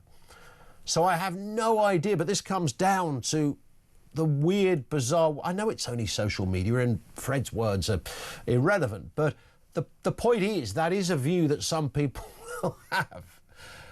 Because that wasn't... I don't know how you extrapolated that from what I hope were fairly clear and concise remarks that completely were then echoed by Nigel Farage. Now, I don't want to say that I, sent a note to Farage or a text earlier on saying this is the best way to play it, Nigel. I don't want to suggest that, but he echoed the very words that I said in terms of the kind of language that is used is important. I mean, are we really arguing? Is anyone really saying that free speech means that you can just use any words, any time, anything that comes into your head without careful consideration of context, circumstances, reason, truth, and perception in the world of politics? Because believe me, in the world of politics, perception is 9/10 of the gig. And if we're really arguing that, you can just say anything you like, anytime you like. You don't have to think about it, just say it out loud. You can F and Jeff all over the place if you want. You can be as mad and as racist as you like. I mean, nobody thinks that. And nobody would go into politics with that belief, which is why politicians have to keep themselves in check. Of course they do. They have to. And what they mustn't do, and this was my point, Fred Smith of Manchester, is that you don't give your opponents an open goal, mate. which is why she's found herself in a bit of a mess and given a bit of a telling off from her boss, because that's the perception that was then created, and that allowed all the opponents to run away and go, look, see, this is what they're really about. You don't give that opportunity. You wouldn't do, you wouldn't be so giving in a game of chess or any other scenario for that matter. Why would you do it in politics where it really does matter? 0344 499 1000. I'm going to talk to Paul in Newport in just a second. Keep it here. This is Talk.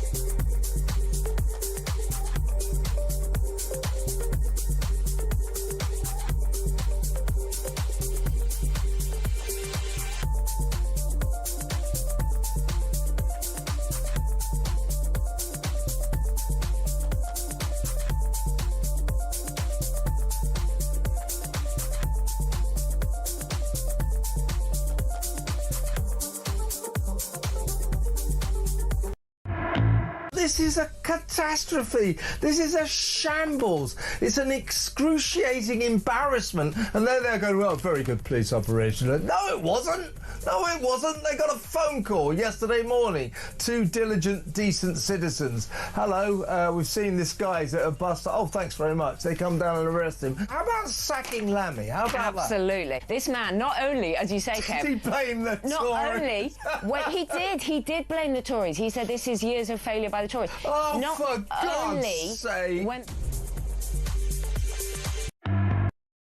Across the UK, on DAB+, on your smart speaker, on your smart TV, and on your side. This is Talk. This is Talk. Should we do the Voice of Doom? Have we got a winner on the Voice of Doom? This is the mystery voice with a political backdrop. Here's the voice. Took the decision. This is really hard, by the way. I'm just going to fess up right away. Can't sugarcoat this in any way. This is a mummer of all Voice of Dooms. Here it is again. Took the decision. These are some of the guesses. Ursula von der Leyen. It is... It is not. Richard Tice, no. Tom Tugendhat, no. Tony Blair, Nigel Farage, no. Neither is it Alan Johnson, or a further guess was Rachel Reeves. Obviously not. Here it is one more time. Took the decision. Which means it's back to, don't message in now. It's too late. We have a special close-off for the Voice of Doom. 2:45 tomorrow on the programme to guess again. Back to your calls. Paul's in Newport on the poaching comments. What do you got for us, Paul? Good afternoon.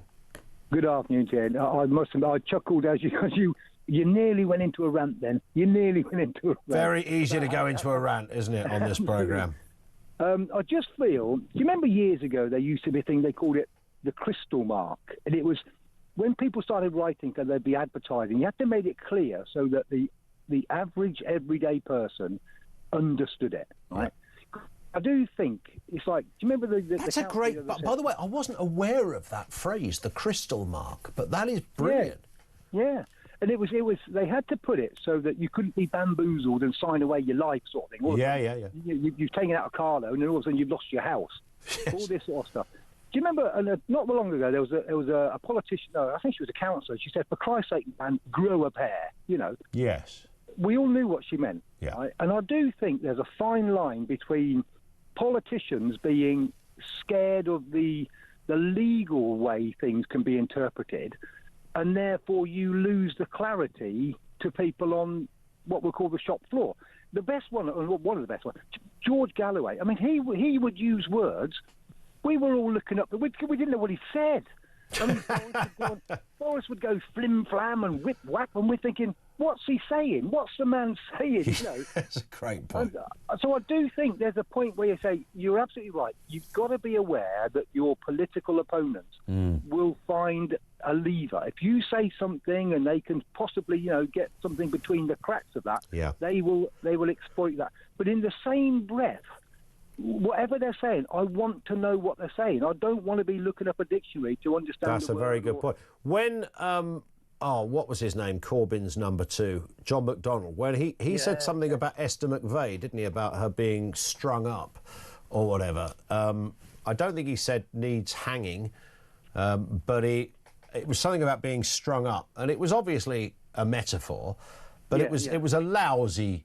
It was a lousy thing for a politician to say. Poor choice.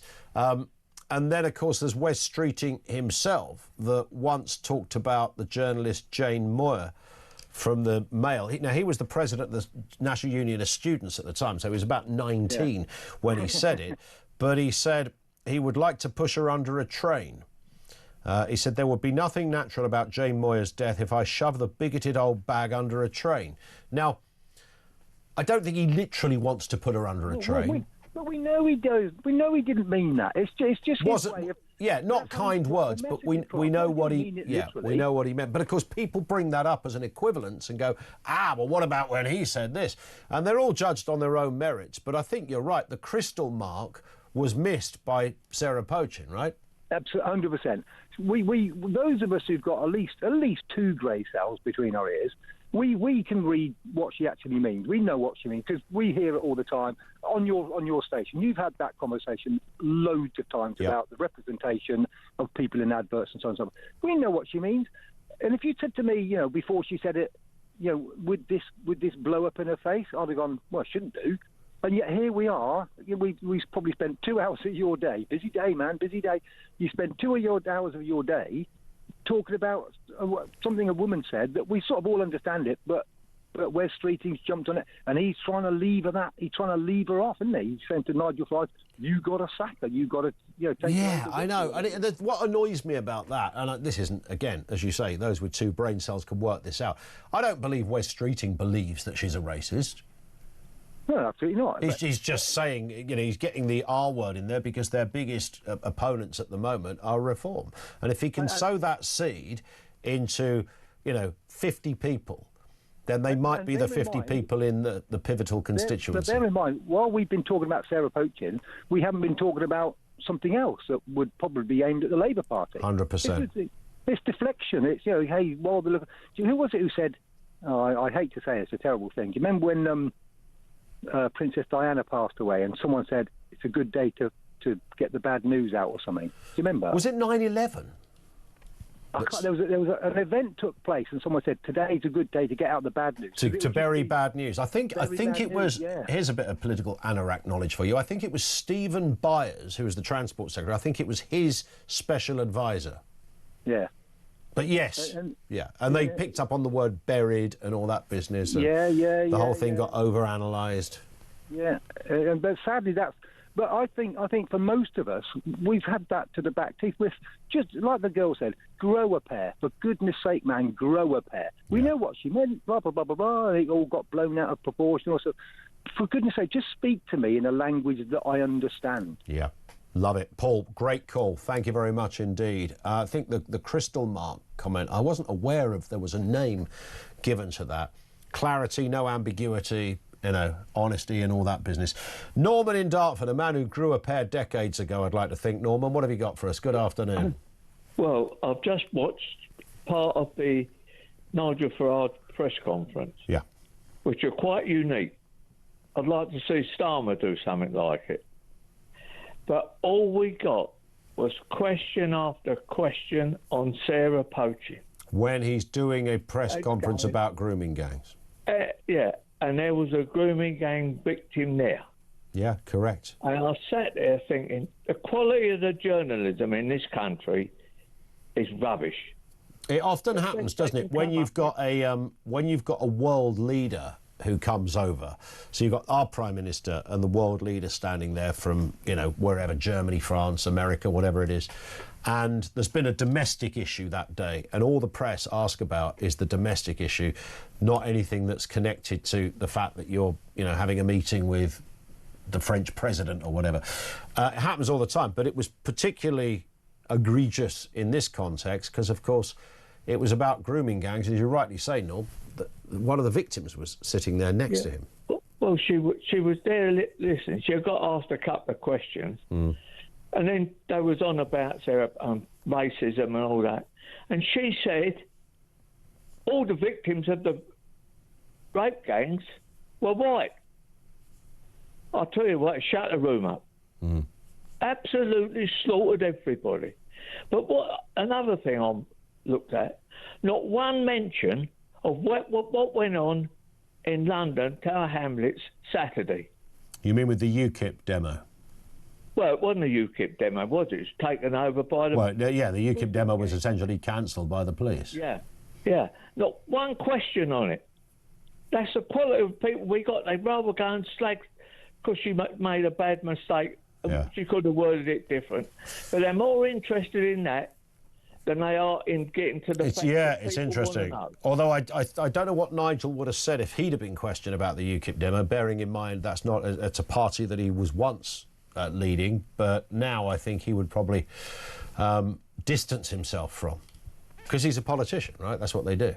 How long have you spent today talking to it? About that protest? Yeah, about poaching. Quite a bit, yeah. I'll be honest with you, Ian. I love your programme, but I'm bored to tears today, mate. The problem with it is that we've had more calls on this than literally anything else. We started talking about government wastage of £10 billion of taxpayers' money. We also threw in workers' rights and issues surrounding people seeking healthcare abroad because they can't be bothered to wait on the ridiculous waiting list. But the poaching one is the one that seems to have got most response. And that's obviously how these things tend to work, Norman.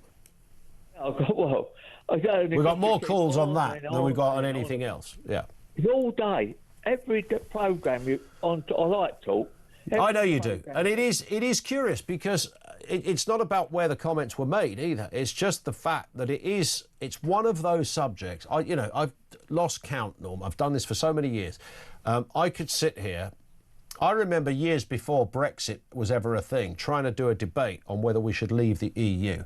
I couldn't get a call on that switchboard for love nor money. I'd come into work that night, I was on TalkSport, and I thought, this is going to blow the switchboard up, because no one really talks about it. I'd read a thing in one of the newspapers that day about, is it really possible that Britain, the UK, could leave the EU? And I thought, that's a brilliant debate. And I set out my stall and I had it all worked out as to, this is nothing like was previously imagined. Thatcher wouldn't have approved of where we're going now.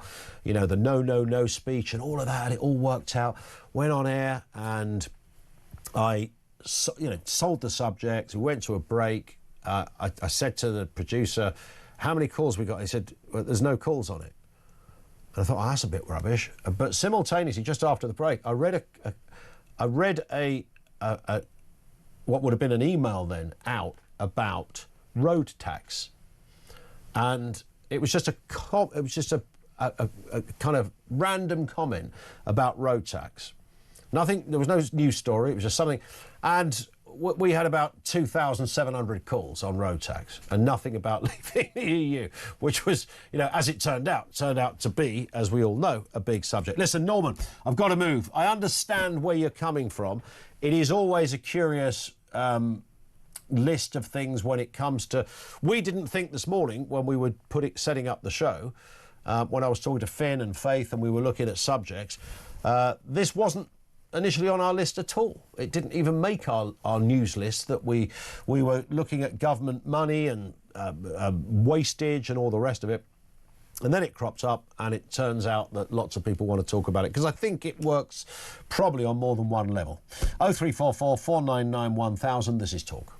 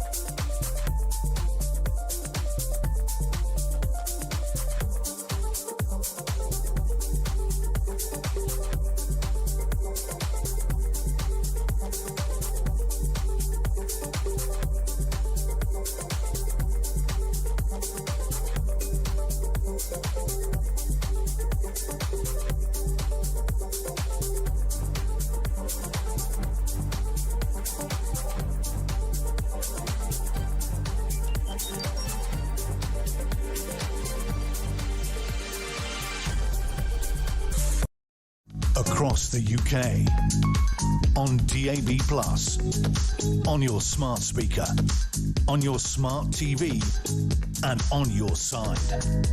This is Talk.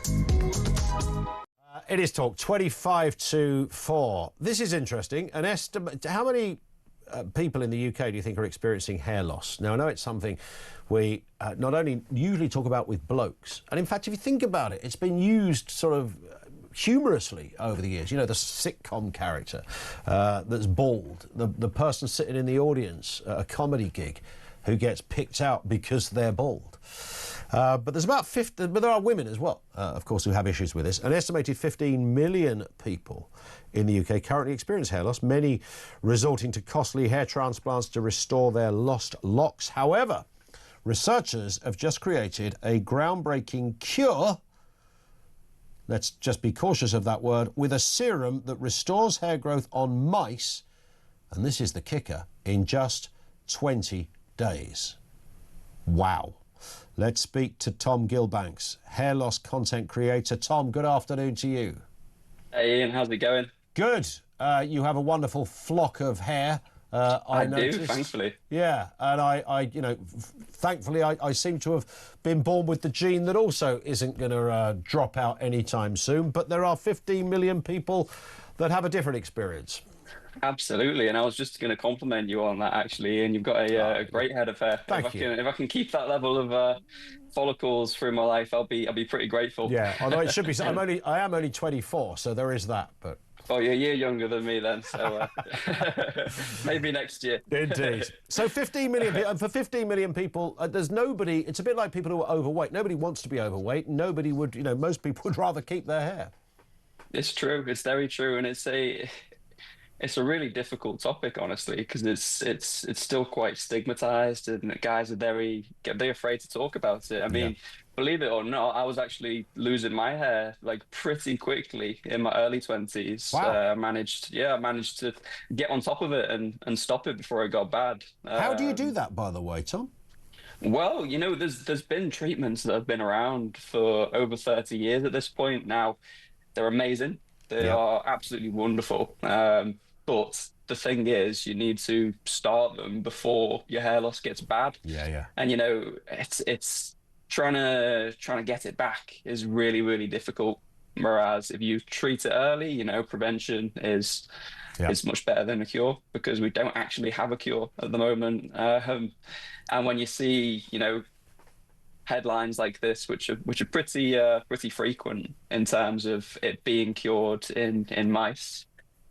The good news is, there's good news and bad news. And the good news is if you're a mouse, because it's been cured many times.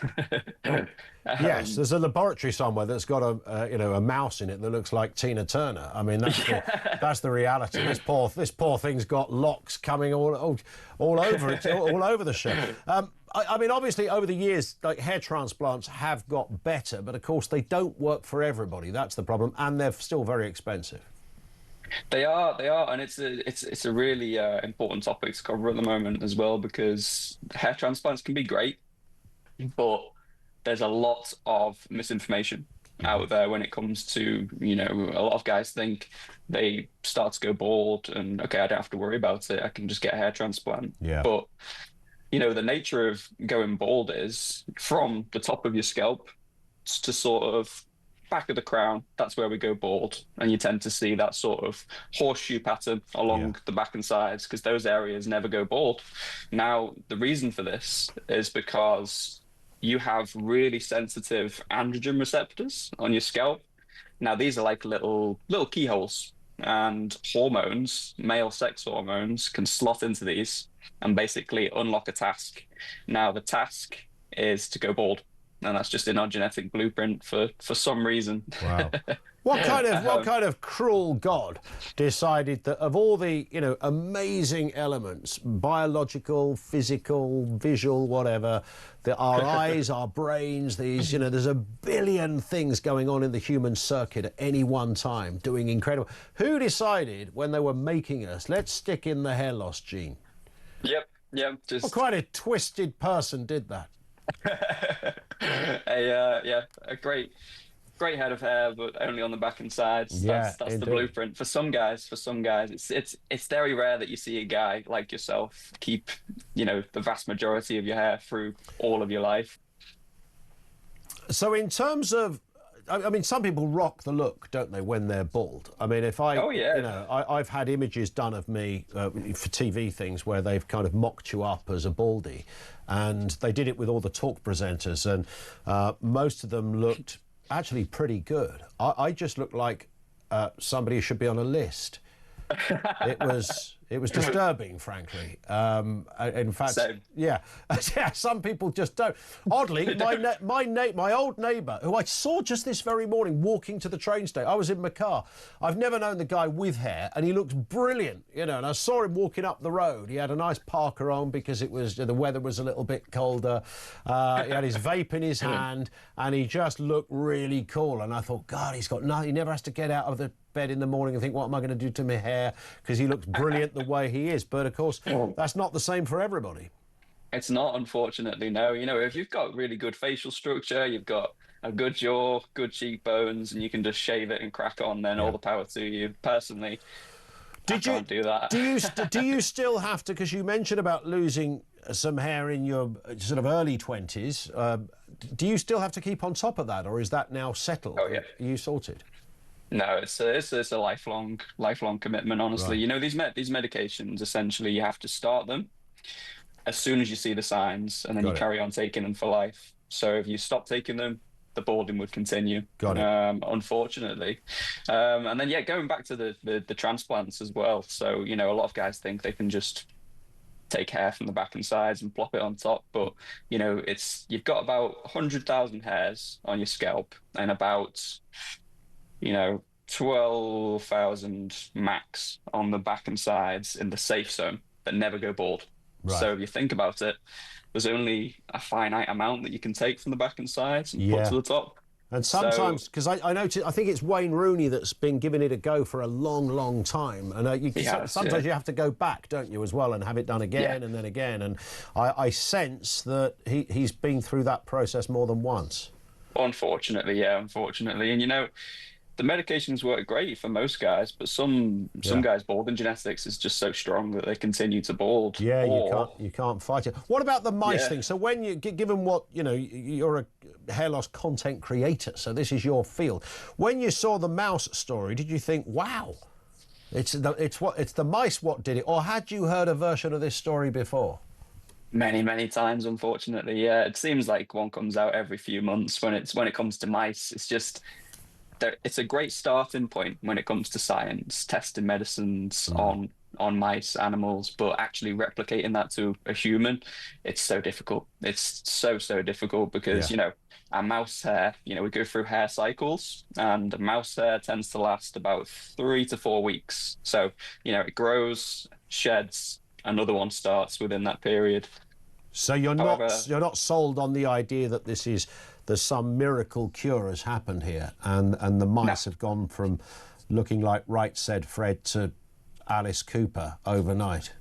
Maybe mice, but getting that into humans is incredibly different, because a human hair cycle is about 2 to 7 years, and actually taking what you've done on a mouse and getting it to happen in a human is totally different, unfortunately. I think I'm hopeful for the future, though. I'm really hopeful for the future, because I think the way that technology is advancing, you've got AI, you've got quantum computing, it's going to rapidly speed up research and, you know, take away that human error in time. But, you know, headlines on curing balding in mice, it's just, I've heard it before. And since we've been speaking, I have to tell you, Tom, that Finn, our producer, you know, AI is at a very advanced level these days, where you can knock up a picture that would have taken you about 3 days on, you know, Photoshop a few years ago. He's managed to knock up a picture of me sitting here now, live, but with no hair. And I won't be able to show the picture, but it did rather confirm what I'd said earlier, that I look like somebody who, probably needs to be taken away, shall we say. Listen, Tom, lovely to have you on with us. Thank you. Tom Gilbanks, hair loss content creator on that issue. I genuinely feel if you're losing your hair and you don't, when I say you don't want to lose your hair, I think most people don't want to lose the hair, clearly. But some people are a bit more relaxed about it, I guess. So, there's a kind of school of thought. My dad lost his hair very young, but he had alopecia. So there was a kind of reason for that. And it never really grew back. And when it did grow back a bit on the sides, it only grew back grey. And my dad always said he looked like a granddad when he was about 28, because he literally had the archetypal hair around the sides and the back that was all grey. And he couldn't do very much about it. And he had an incredible head of hair. If you look at photographs of him when he was younger, you know, proper thick, dark hair. And the whole lot went after alopecia came in, which came as a result of a breakdown, and, you know, way before he was my dad and stuff. So you get things like that. And then you get other people who just rock the look, and other people who constantly...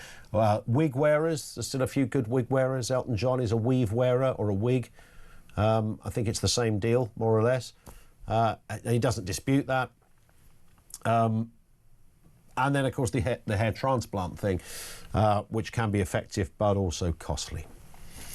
Let's go back to your calls. Nigel in Bury St Edmunds. Nigel, what have you got for us? Good afternoon. Oh, good afternoon to you, Ian.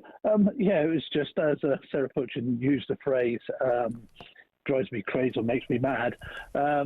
Yeah, well, I heard that, and I thought the same as one of your earlier callers. First of all, well, you know, that's a pretty bad thing to say.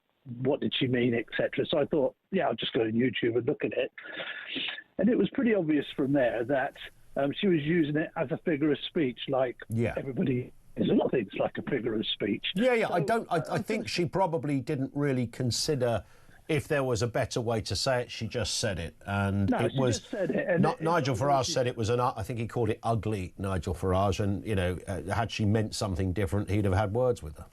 Yeah. Okay. And you know, I'm not thinking she sat over a TV watching an advert and she's going absolutely bananas because there's a big howling at the moon because there's somebody who's not white on it. So what drives me mad, right, is that journalists go along with this. They know it's a figure of speech. When there's hyperbole, they know it's hyperbole. Boris Johnson didn't want the bodies to be taken out and piled up in the streets. Journalists know that, but they go along with it. Journalists should be the wordsmiths. You know, they're professional writers. Why do they allow this to go? Why didn't someone pick up West Street and say, oh, actually, Wes, it was just a figure of speech? He knew that, though, didn't he? He knew that. He knew that. Everybody knows it. You know, particularly anybody with the brain, some grey, you know, some grey cells up there knows what's a figure of speech and when somebody means it. But it's always portrayed as though it's a terrible thing to say. But it means, what do we have to do to our language? Do we have to dumb down our language generally across the board so nobody's ever thinks, and that drives me absolutely bananas. I'd rather see some journalist, when someone said something about Boris Johnson or, you know, whoever it is, even if it's, you know, if it's Keir Starmer and he uses a phrase and someone takes it literally, for goodness sake, journalists, don't take everything literally. You should know better. Yeah, that's what there is something in that, but notwithstanding that, you do give ammo to your enemy, and that's that's irredeemable in situations like this, and that's the key to being an effective politician, is that you never do. I get it. Listen, Nigel, great call. Thank you for that. Nigel in Bury St Edmunds, 0344 499 1000.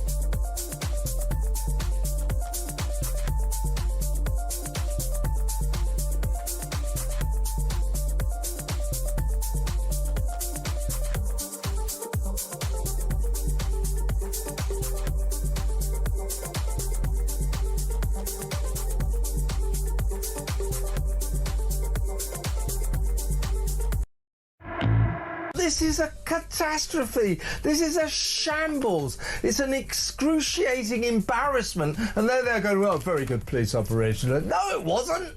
No, it wasn't. They got a phone call yesterday morning. 2 diligent, decent citizens. Hello, we've seen this guy's at a bus. Oh, thanks very much. They come down and arrest him. How about sacking Lammy? How about that? Absolutely. This man, not only, as you say, Kev... Did he blame the not Tories? Only... Well, he did blame the Tories. He said this is years of failure by the Tories. Oh, not for God's only sake. When...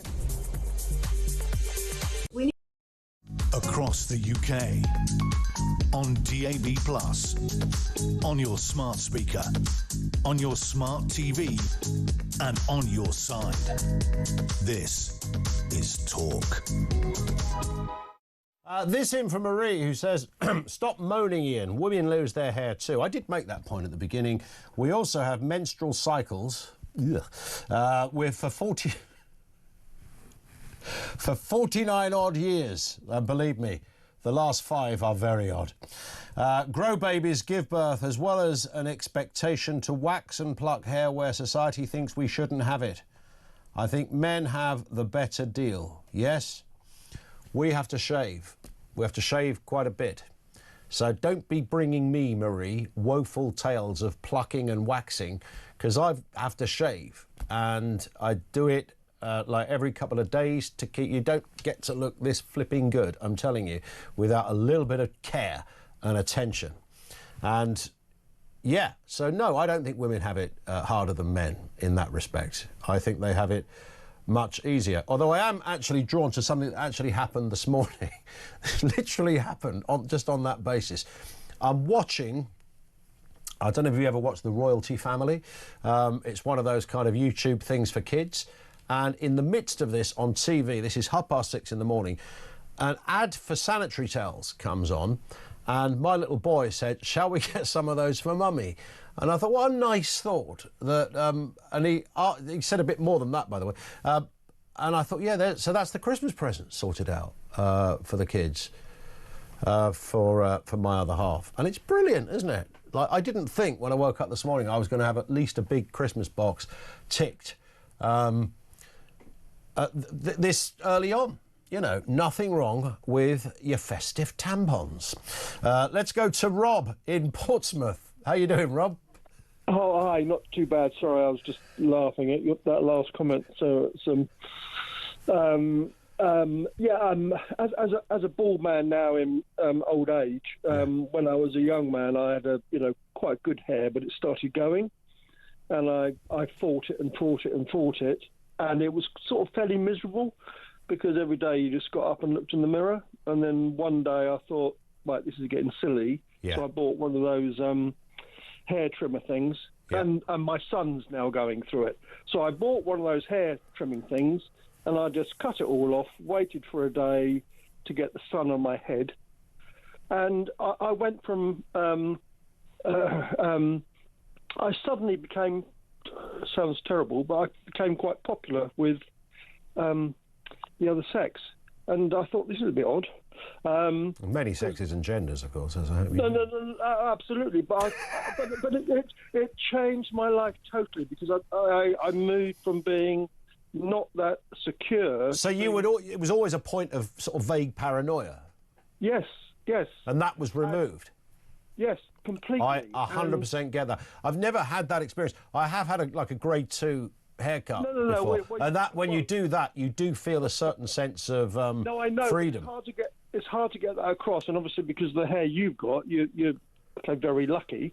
But my son went through it, and he went through quite a dark time through it. And I said, look, just cut it, get rid of it, and you'll find you'll be confident. But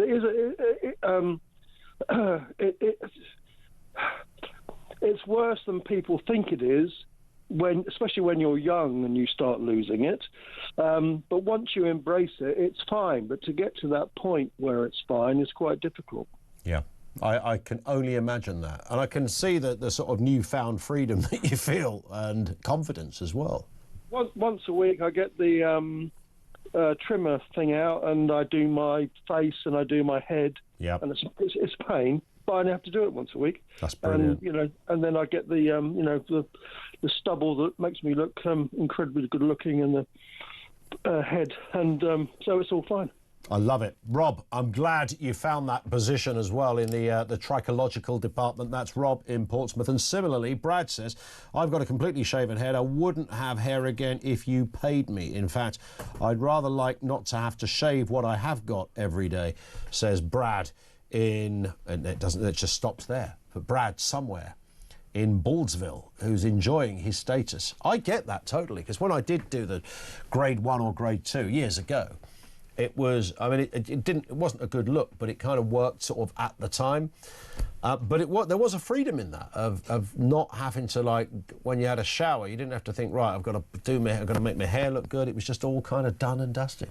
Here's another man who, whilst younger, looks like, I reckon, Peter, you are a man that's going to keep hold of your barnet for the rest of time. Do you know what, Ian? I feel a bit of a fraud here, because I don't think either of us are actually the right people to be talking about this, because consistently when I got my hair done by the brilliant hair and makeup team downstairs, they put the powder and the makeup on our face and get our hair done so